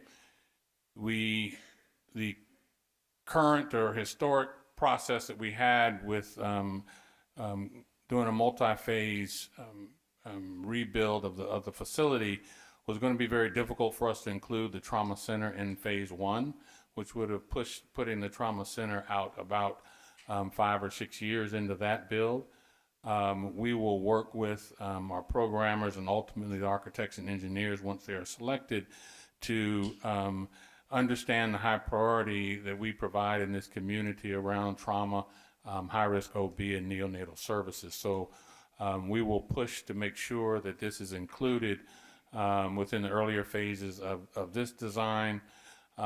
We have not yet designed the parking and all, but we will, the overall plan will be inclusive of adequate space for parking, not only for our guests and our guests of our patients, but also for our employees. And Director, and when I think about the other plan that was written up, was it already an architecture drawing on that other plan that was going to be a part of that? I don't know if it's through the administration. That was a rendering. That rendering, was not, okay. Yeah, was it was not all the way detailed out, okay. Correct. All right, thank you, sir. Thank you, Commissioner Caswell. Vice Chair Avant?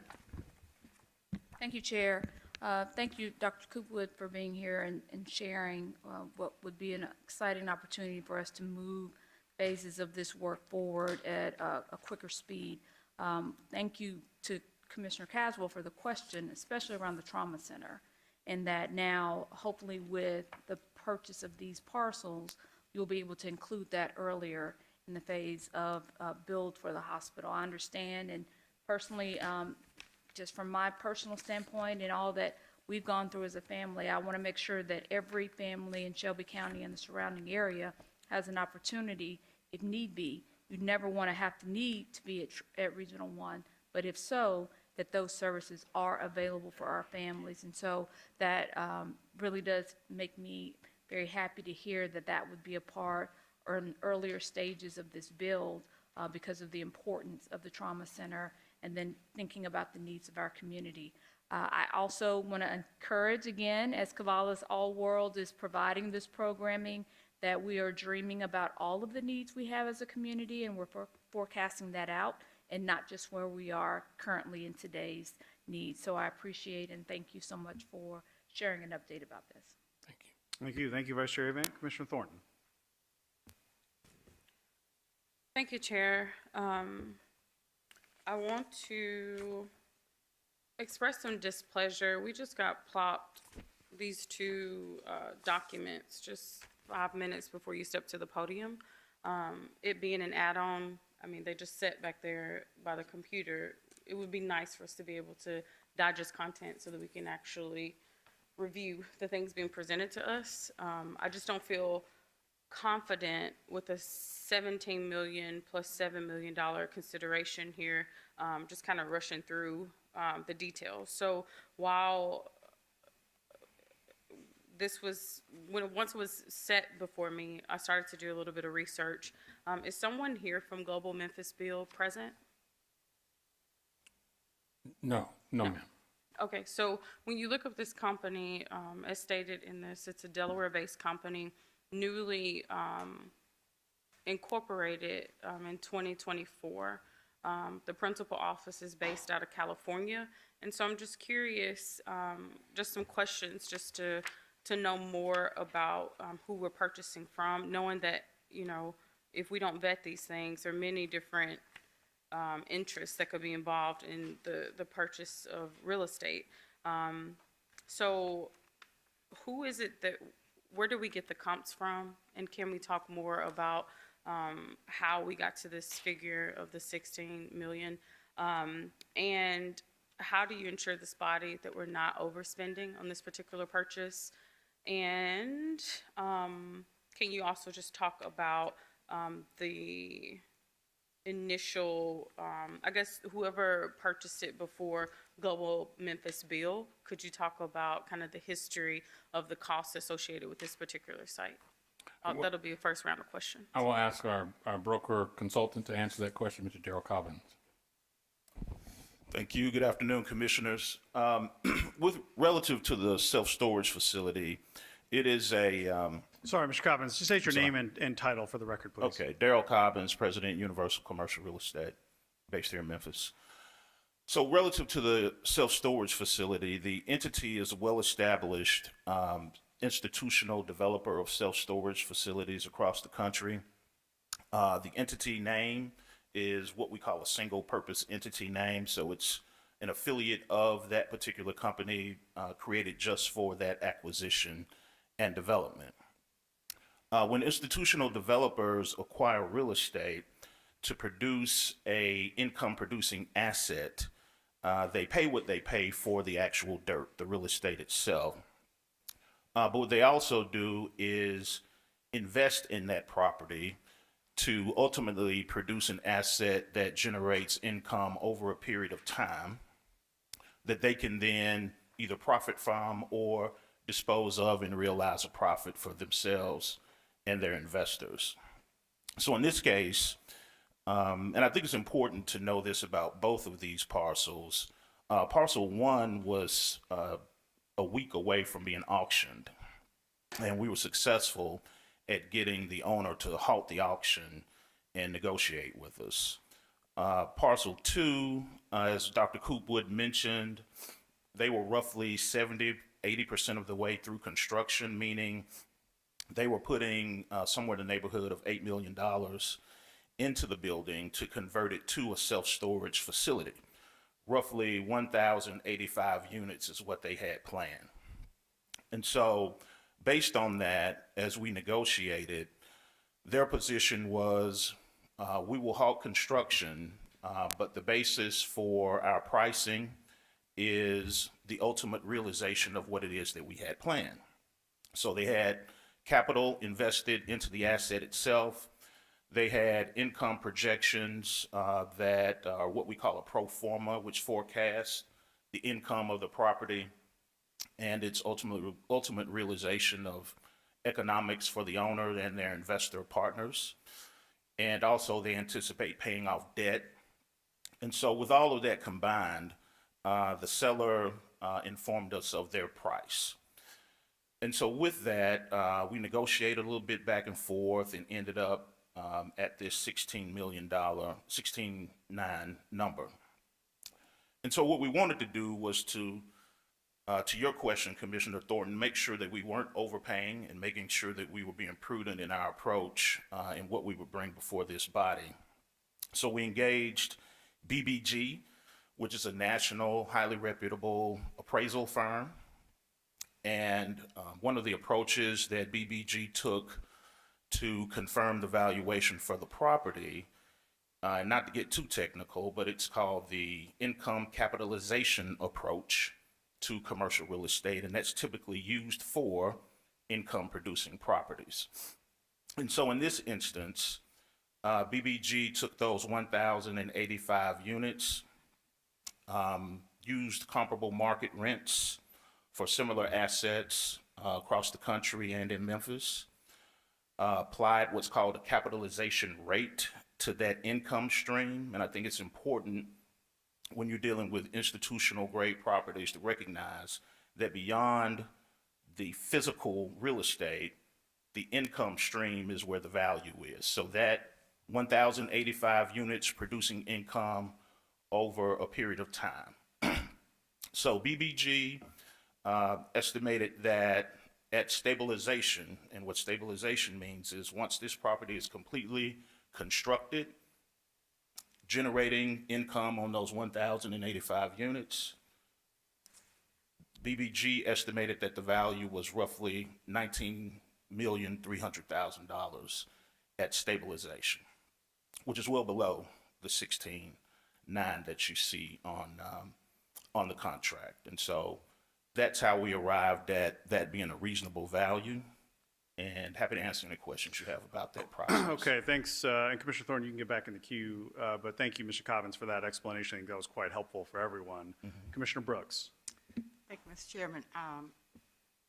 Chief Collins, just for transparency, education, and just to be crystal clear, does this real estate purchase, A and B, 17 A and B, take the place of the property swap we had anticipated doing with UT for $1?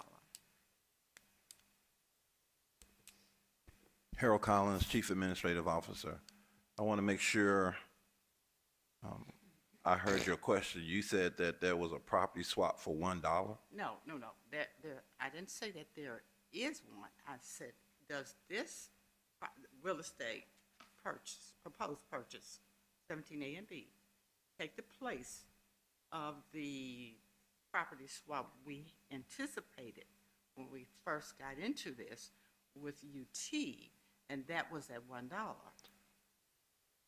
I'm going to answer the question because there are two questions in there. The first question is, should this body approve the purchase of these properties, then yes, it will take the place of the property swap. Second, there was never any indication that the University of Tennessee and the state of Tennessee would sell Shelby County government those two parcels for $1. Okay, I'll bring you my notes, but go ahead. Okay. Okay, so what happens now, just to be clear, with that arrangement? Will we still need those properties, or are they just off the table? Harold Collins, Chief Administrative Officer. I'm going to defer to Dr. Coopwood on that answer regarding the hospital purchase or the hospital build. As far as Shelby County government is concerned, we will not need those parcels any longer should this body approve this purchase to build Regional One. Well, what's the difference? I mean, we're in this together. We're paying for this. So what he knows, you should know.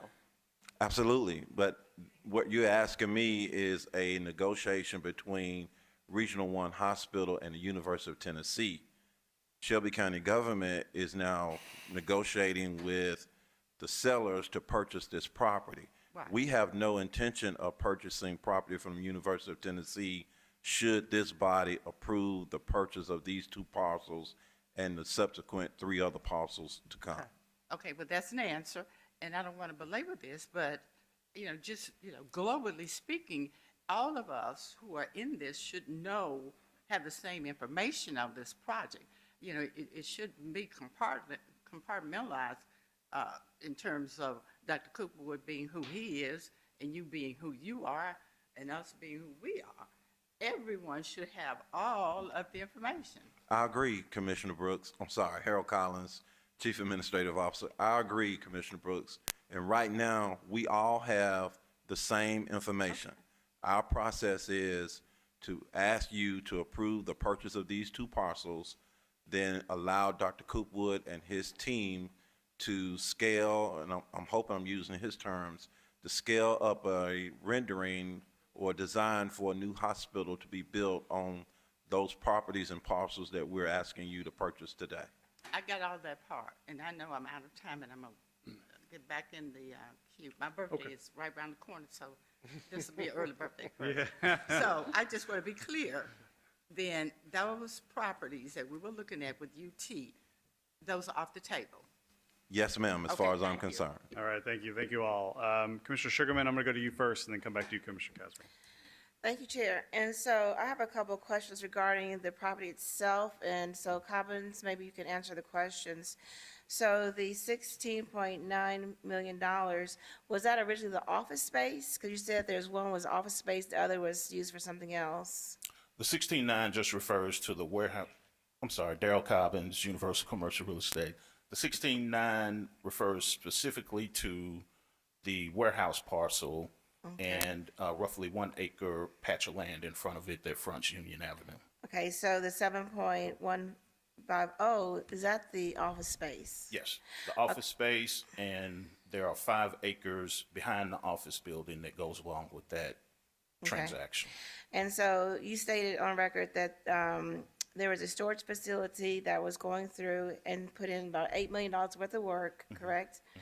And then my question then becomes, with this being a commercial appeal, they use chemicals. And so I was wondering, did they abate all the, issues dealing with the chemicals, or is that something that we would have to do?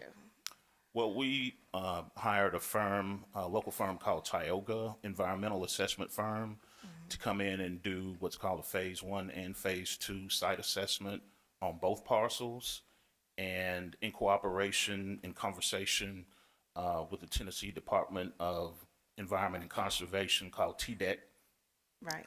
They made sure that the parcels are suitable for a hospital to be built on and in compliance with TDEC expectations. So that's been done. Okay, and so there were no abatement issues or anything like that as far as the chemicals? There may be some things that have to be addressed, but nothing that would cause concern, according to the environmental consultants. Okay, and so you all are not tearing down, correct? Are y'all fixing it? My question is, are y'all tearing down the old commercial appeal and starting from scratch, or are you just going to start from where it's at now? Are you renovating the facility? Thank you. Reginald Coopwood, we will demolish both buildings there on the commercial appeal site, program design, and construct the hospital on these parcels of land that we presented today. Okay, thank you. Thank you, Commissioner Sugarman. Commissioner Caswell? Thank you, Chair. Again, I appreciate Commissioner Thornton as she brought forth those particular items. And I think you helped us understand that. I know that we took a tour of that building some time back, looking at it for some other site. I guess we should have bought it then before anything happened with it. But to that point, when I look at 3, 4, 5, and 6 on this map, is that property not bought yet, or someone else own those properties around this area? So we have negotiated letters of intent, non-binding letters of intent with those owners, and anticipate ultimately bringing that back to you all for approval. And I just want to make sure that I mention, this is what we call a site assemblage in commercial real estate. And site assemblages of this scale within an dense urban environment don't occur in 2 months' time. And to be able to get everything that you saw engaged and almost encumbered in its totality in 16 acres in about 60 days is really a miracle. And so to answer your question, we do have those lined up and Yeah. have prices agreed to with those folks, but we still have to give them purchase agreements to finalize. To do something. And then I see where it's city-owned property there. Are we talking with the city about that property? There's a conversation anticipated. Okay. So also to the administration, just to think about this, you know, I often say we play checkers, they play chess. When we talk about a move like this, reason one being that will initially probably, the old one, the one now will be torn down. The value of where that sits and where that is, are we thinking as a county, like, what do we do with that?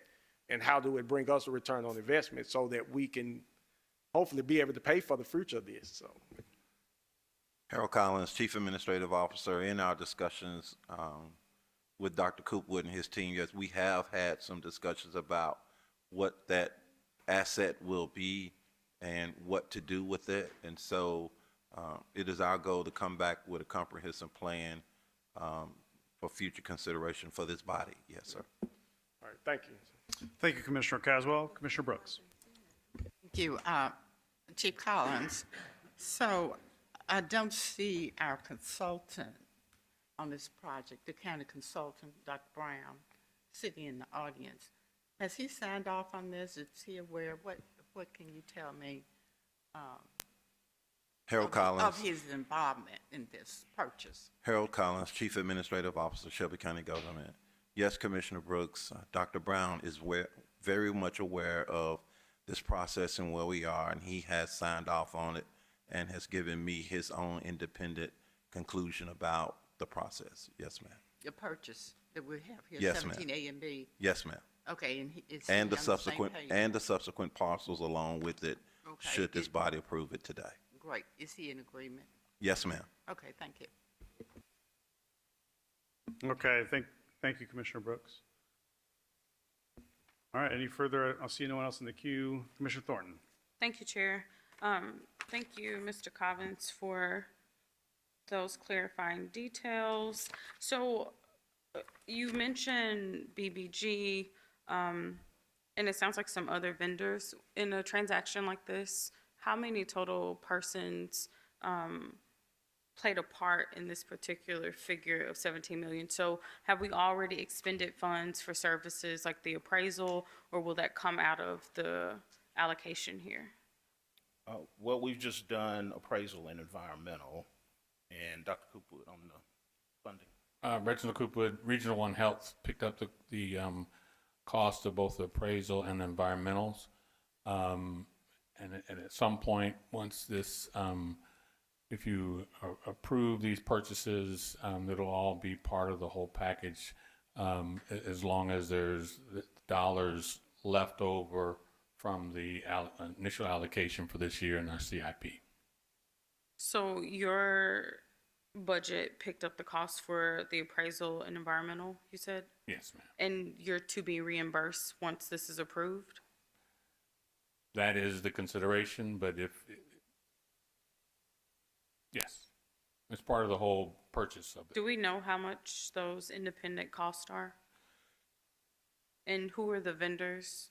You said BBG for the appraisal, correct? And Tioga is the environmental company.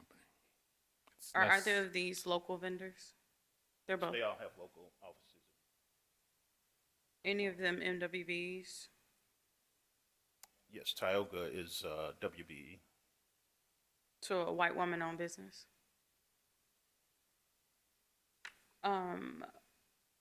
And your company is also a part of this, right? Yes. Commercial Advisors? Yes. Well, Nice. Universal Commercial. Sorry, forgive me. So the 200,000 that's mentioned will go to your company? We are compensated through a commission from the seller. So from the seller's proceeds at closing, they compensate their agent as well as Shelby County's agent. Okay, so a couple of additional questions. Just questions about, I have reached out to constituents. So seller's value is being substantiated, but what would be in the best interest of the buyer? Can you interpret that? They are making it sound as if there will be no deal to consider if we don't pay the value the seller thinks he can achieve in the future when he invests $8 million. Well, we negotiated very succinctly and deeply and extensively. And I think it's important to keep in mind all of these owners had other things going on, and we got them to halt what they were doing in the midst of investing in their property.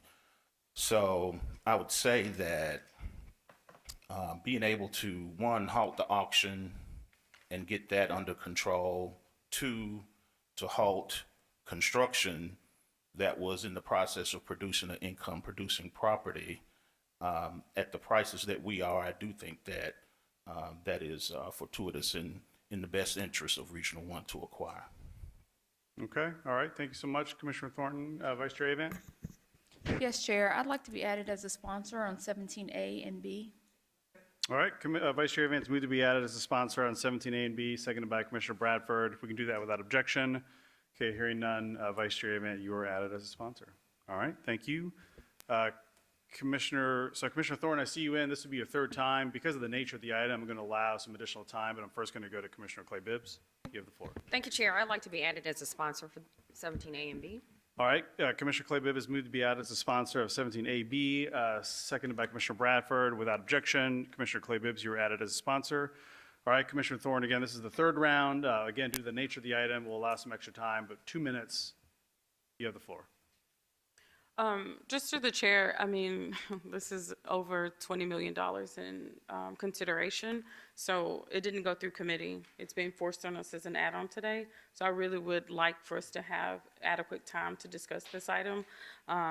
When it comes to just the overall us purchasing property, and we haven't even been able to, as a body, commit to the $500 million mark, can you just talk to what is this Regional 1 reimagined campus that doesn't have a proper funding source to move forward with the project? So where are we at in being able to reach this $1 billion figure to manifest this project that we're already just in land purchases spending $20 million to kickstart it? I also just have questions about lots, was it 3, 4, and 5? So we're having this public discussion.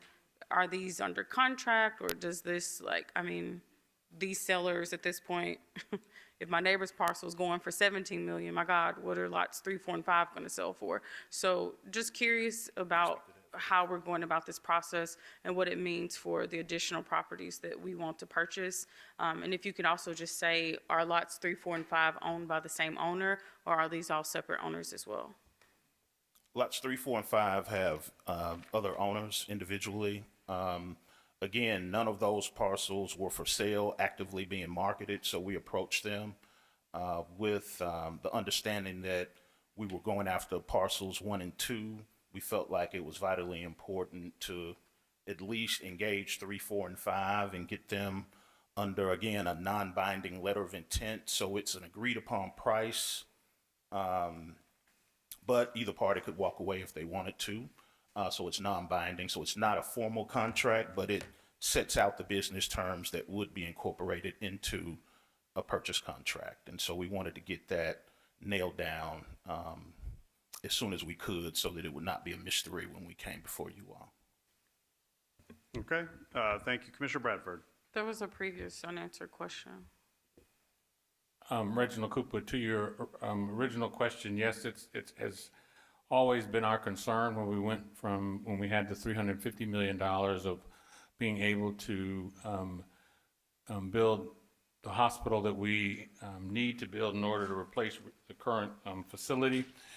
When this body moved to the $500 million, this was a figure that we felt that we could get and start planning at least for the phase one. So we have engaged All World and Covalis as our project management firm to program what needs to be in the hospital, what can be in the hospital, and then we'll be able then to determine what we can build with available funds. We're still working with the state of Tennessee and in hopes that there will be dollars included in the governor's, one of his budget, either the primary budget that will come out on the 10th or his supplemental budget that comes out in March. And we are also, as an organization, our foundation is about to embark on an aggressive philanthropic campaign to help try to round those figures out. But we still have dollars to identify, but we do need to program to understand what that total cost is, as well as, but acquiring this property is paramount so that we can program it based on the available acreage and topography that is currently exists in this package. Okay, thank you, Dr. Coopwood. Commissioner Bradford. Thank you. Mr. Commons, thank you for your words today. I think I'm a little bit closer to getting a commercial real estate license for all your explanations. I appreciate that.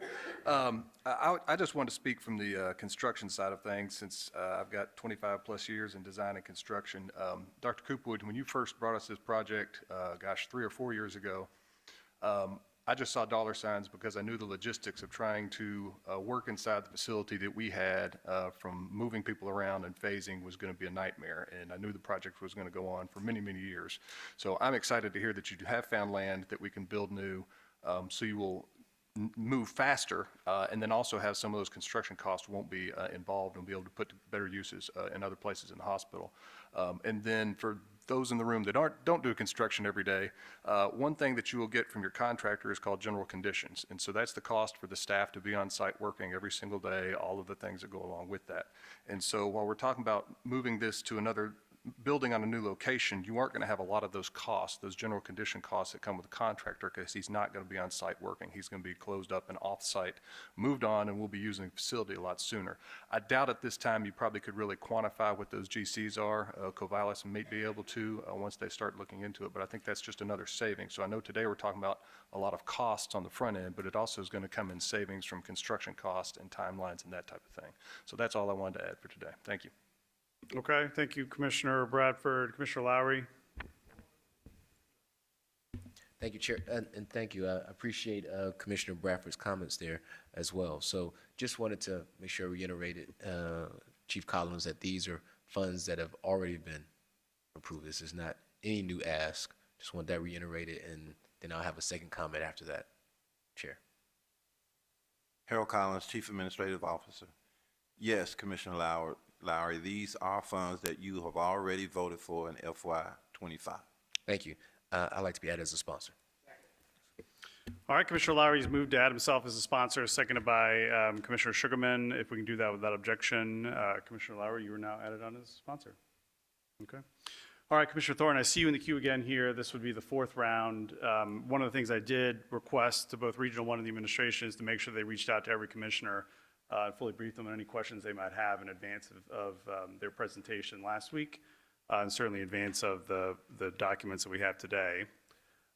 But I will allow, if you'd like, an additional 2 minutes, okay, which would be a fourth round, to ask any additional questions before you take action on the item. So just a point of information to the public, though Van Turner reached out to me, none of the documents presented before us were present for me to have a conversation when he reached out. So there was reference to documents that I just didn't have. So we can have fruitful conversations if we're going to bring add-ons in at commission meetings, but we need to be provided with information. Would you like the additional 2 minutes? You asked me, would I like the additional 2 minutes? I would. Okay, 2 minutes on the clock. So previously I asked how much was the property purchased for, so did the company Global Memphis Bill, how much did they purchase the property for? Dale Cobbins, Universal Commercial Real Estate. I believe the number was 3.7 million. And when did they purchase it? March of 2024. So how does it jump up to the figure that we have before us? They purchased it for 3.7 million. And now we're purchasing it from them less than a year later for $17 million. Yes, ma'am. Well, that's where I went into the explanation about institutional real estate investment, and when they expend capital to invest into the property itself, that is meant to. So just, you don't have to be redundant. If you said it for the record, that's all that the constituents will need. So would there have been value as negotiating in the best interest of the buyer to consider as in value on the appraisal in addition to the income approach, which seems to benefit the seller? Well, we negotiated. We negotiated extensively across a number of different ranges. And ultimately, where we ended up is where the two parties felt like that was the sort of end of the road. And just for clarity, you're justifying the increase from 3.7 million to 17 million because BBG says so.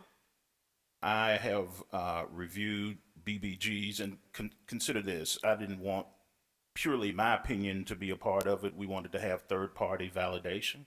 And oftentimes when you're acquiring, especially income-producing property, you get an impartial third-party assessment I'll just say to the arrive at a public, value. I'm sorry not to cut you off, but my time is out. Just to the public, you can see this is a rushed conversation. There are many more questions. I wish that these type of conversations in the future would be better vetted and that y'all will just respect our fiduciary responsibility to bring us information so that we can ask the questions we need without the rush. Thank you. Okay, thank you again. Madam Clerk, please prepare the screen to vote on 17A and 17B.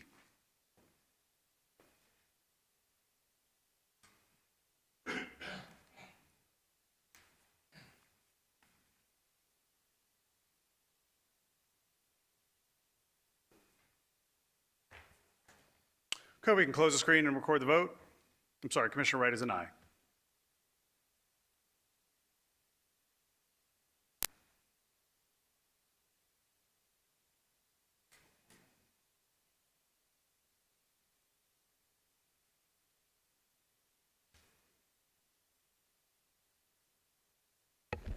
We have aye votes from Commissioners Clay Bibbs, Caswell, Sugarman, Mills, Wright, Bradford, Morrison, Brooks, Lowry, Avan, and Chairman Whaley. Commissioner Thornton has voted no. I have 11 ayes and 1 no. Okay, item 17A, 17B passes. Commissioners, we have now come to the meeting. If there are any announcements or statements, please get in the queue. Commissioner Caswell. Just tomorrow, thank you, Chair, our weekly stakeholder meeting will have Brother Randy Brothers, who is the Director of Development for Volunteers of America, as our guest speaker at 3034 Old Austin P Highway at the Dwelling Place Church at 12 o'clock. So those who can come out, appreciate them being with us. Thank you. Okay. And let me just add, last Monday, I just want to thank all the men who came out to support the men's summit that we held at Beale Street Land. I want to thank Commissioner Mikael Lowry, Pastor Ricky Floyd, Will Richardson helping to organize that. We really got some great policies, agendas out of that. We got upcoming meetings coming up February the 22nd at Dr. Stacy Spencer Church at February 22nd at 9 o'clock to 8 o'clock. You can reach out to me and I can get you more detail. We're calling more men to come together for that, to be mentors to other young men in our community. Thank you. Thank you, Commissioner Caswell. Commissioner Morrison? Thank you, Chairman. I was just making sure everyone saw the email where the date for our visit to Nashville, for those that are going, has been moved from February 5th, Wednesday, to Wednesday, February 12th, due to Representative Gillespie's schedule and the other legislators there. Thank you. And then DC trip following the NACO conference, which I think the conference is March 1st to 4th. And our Tennessee Tuesday and meeting with Cornerstone being the 4th. Thank you. All right, thanks so much, Commissioner Morrison. Okay, with that, we are adjourned until Monday, February 10th, 2025 at 3 p.m. Thanks, everyone.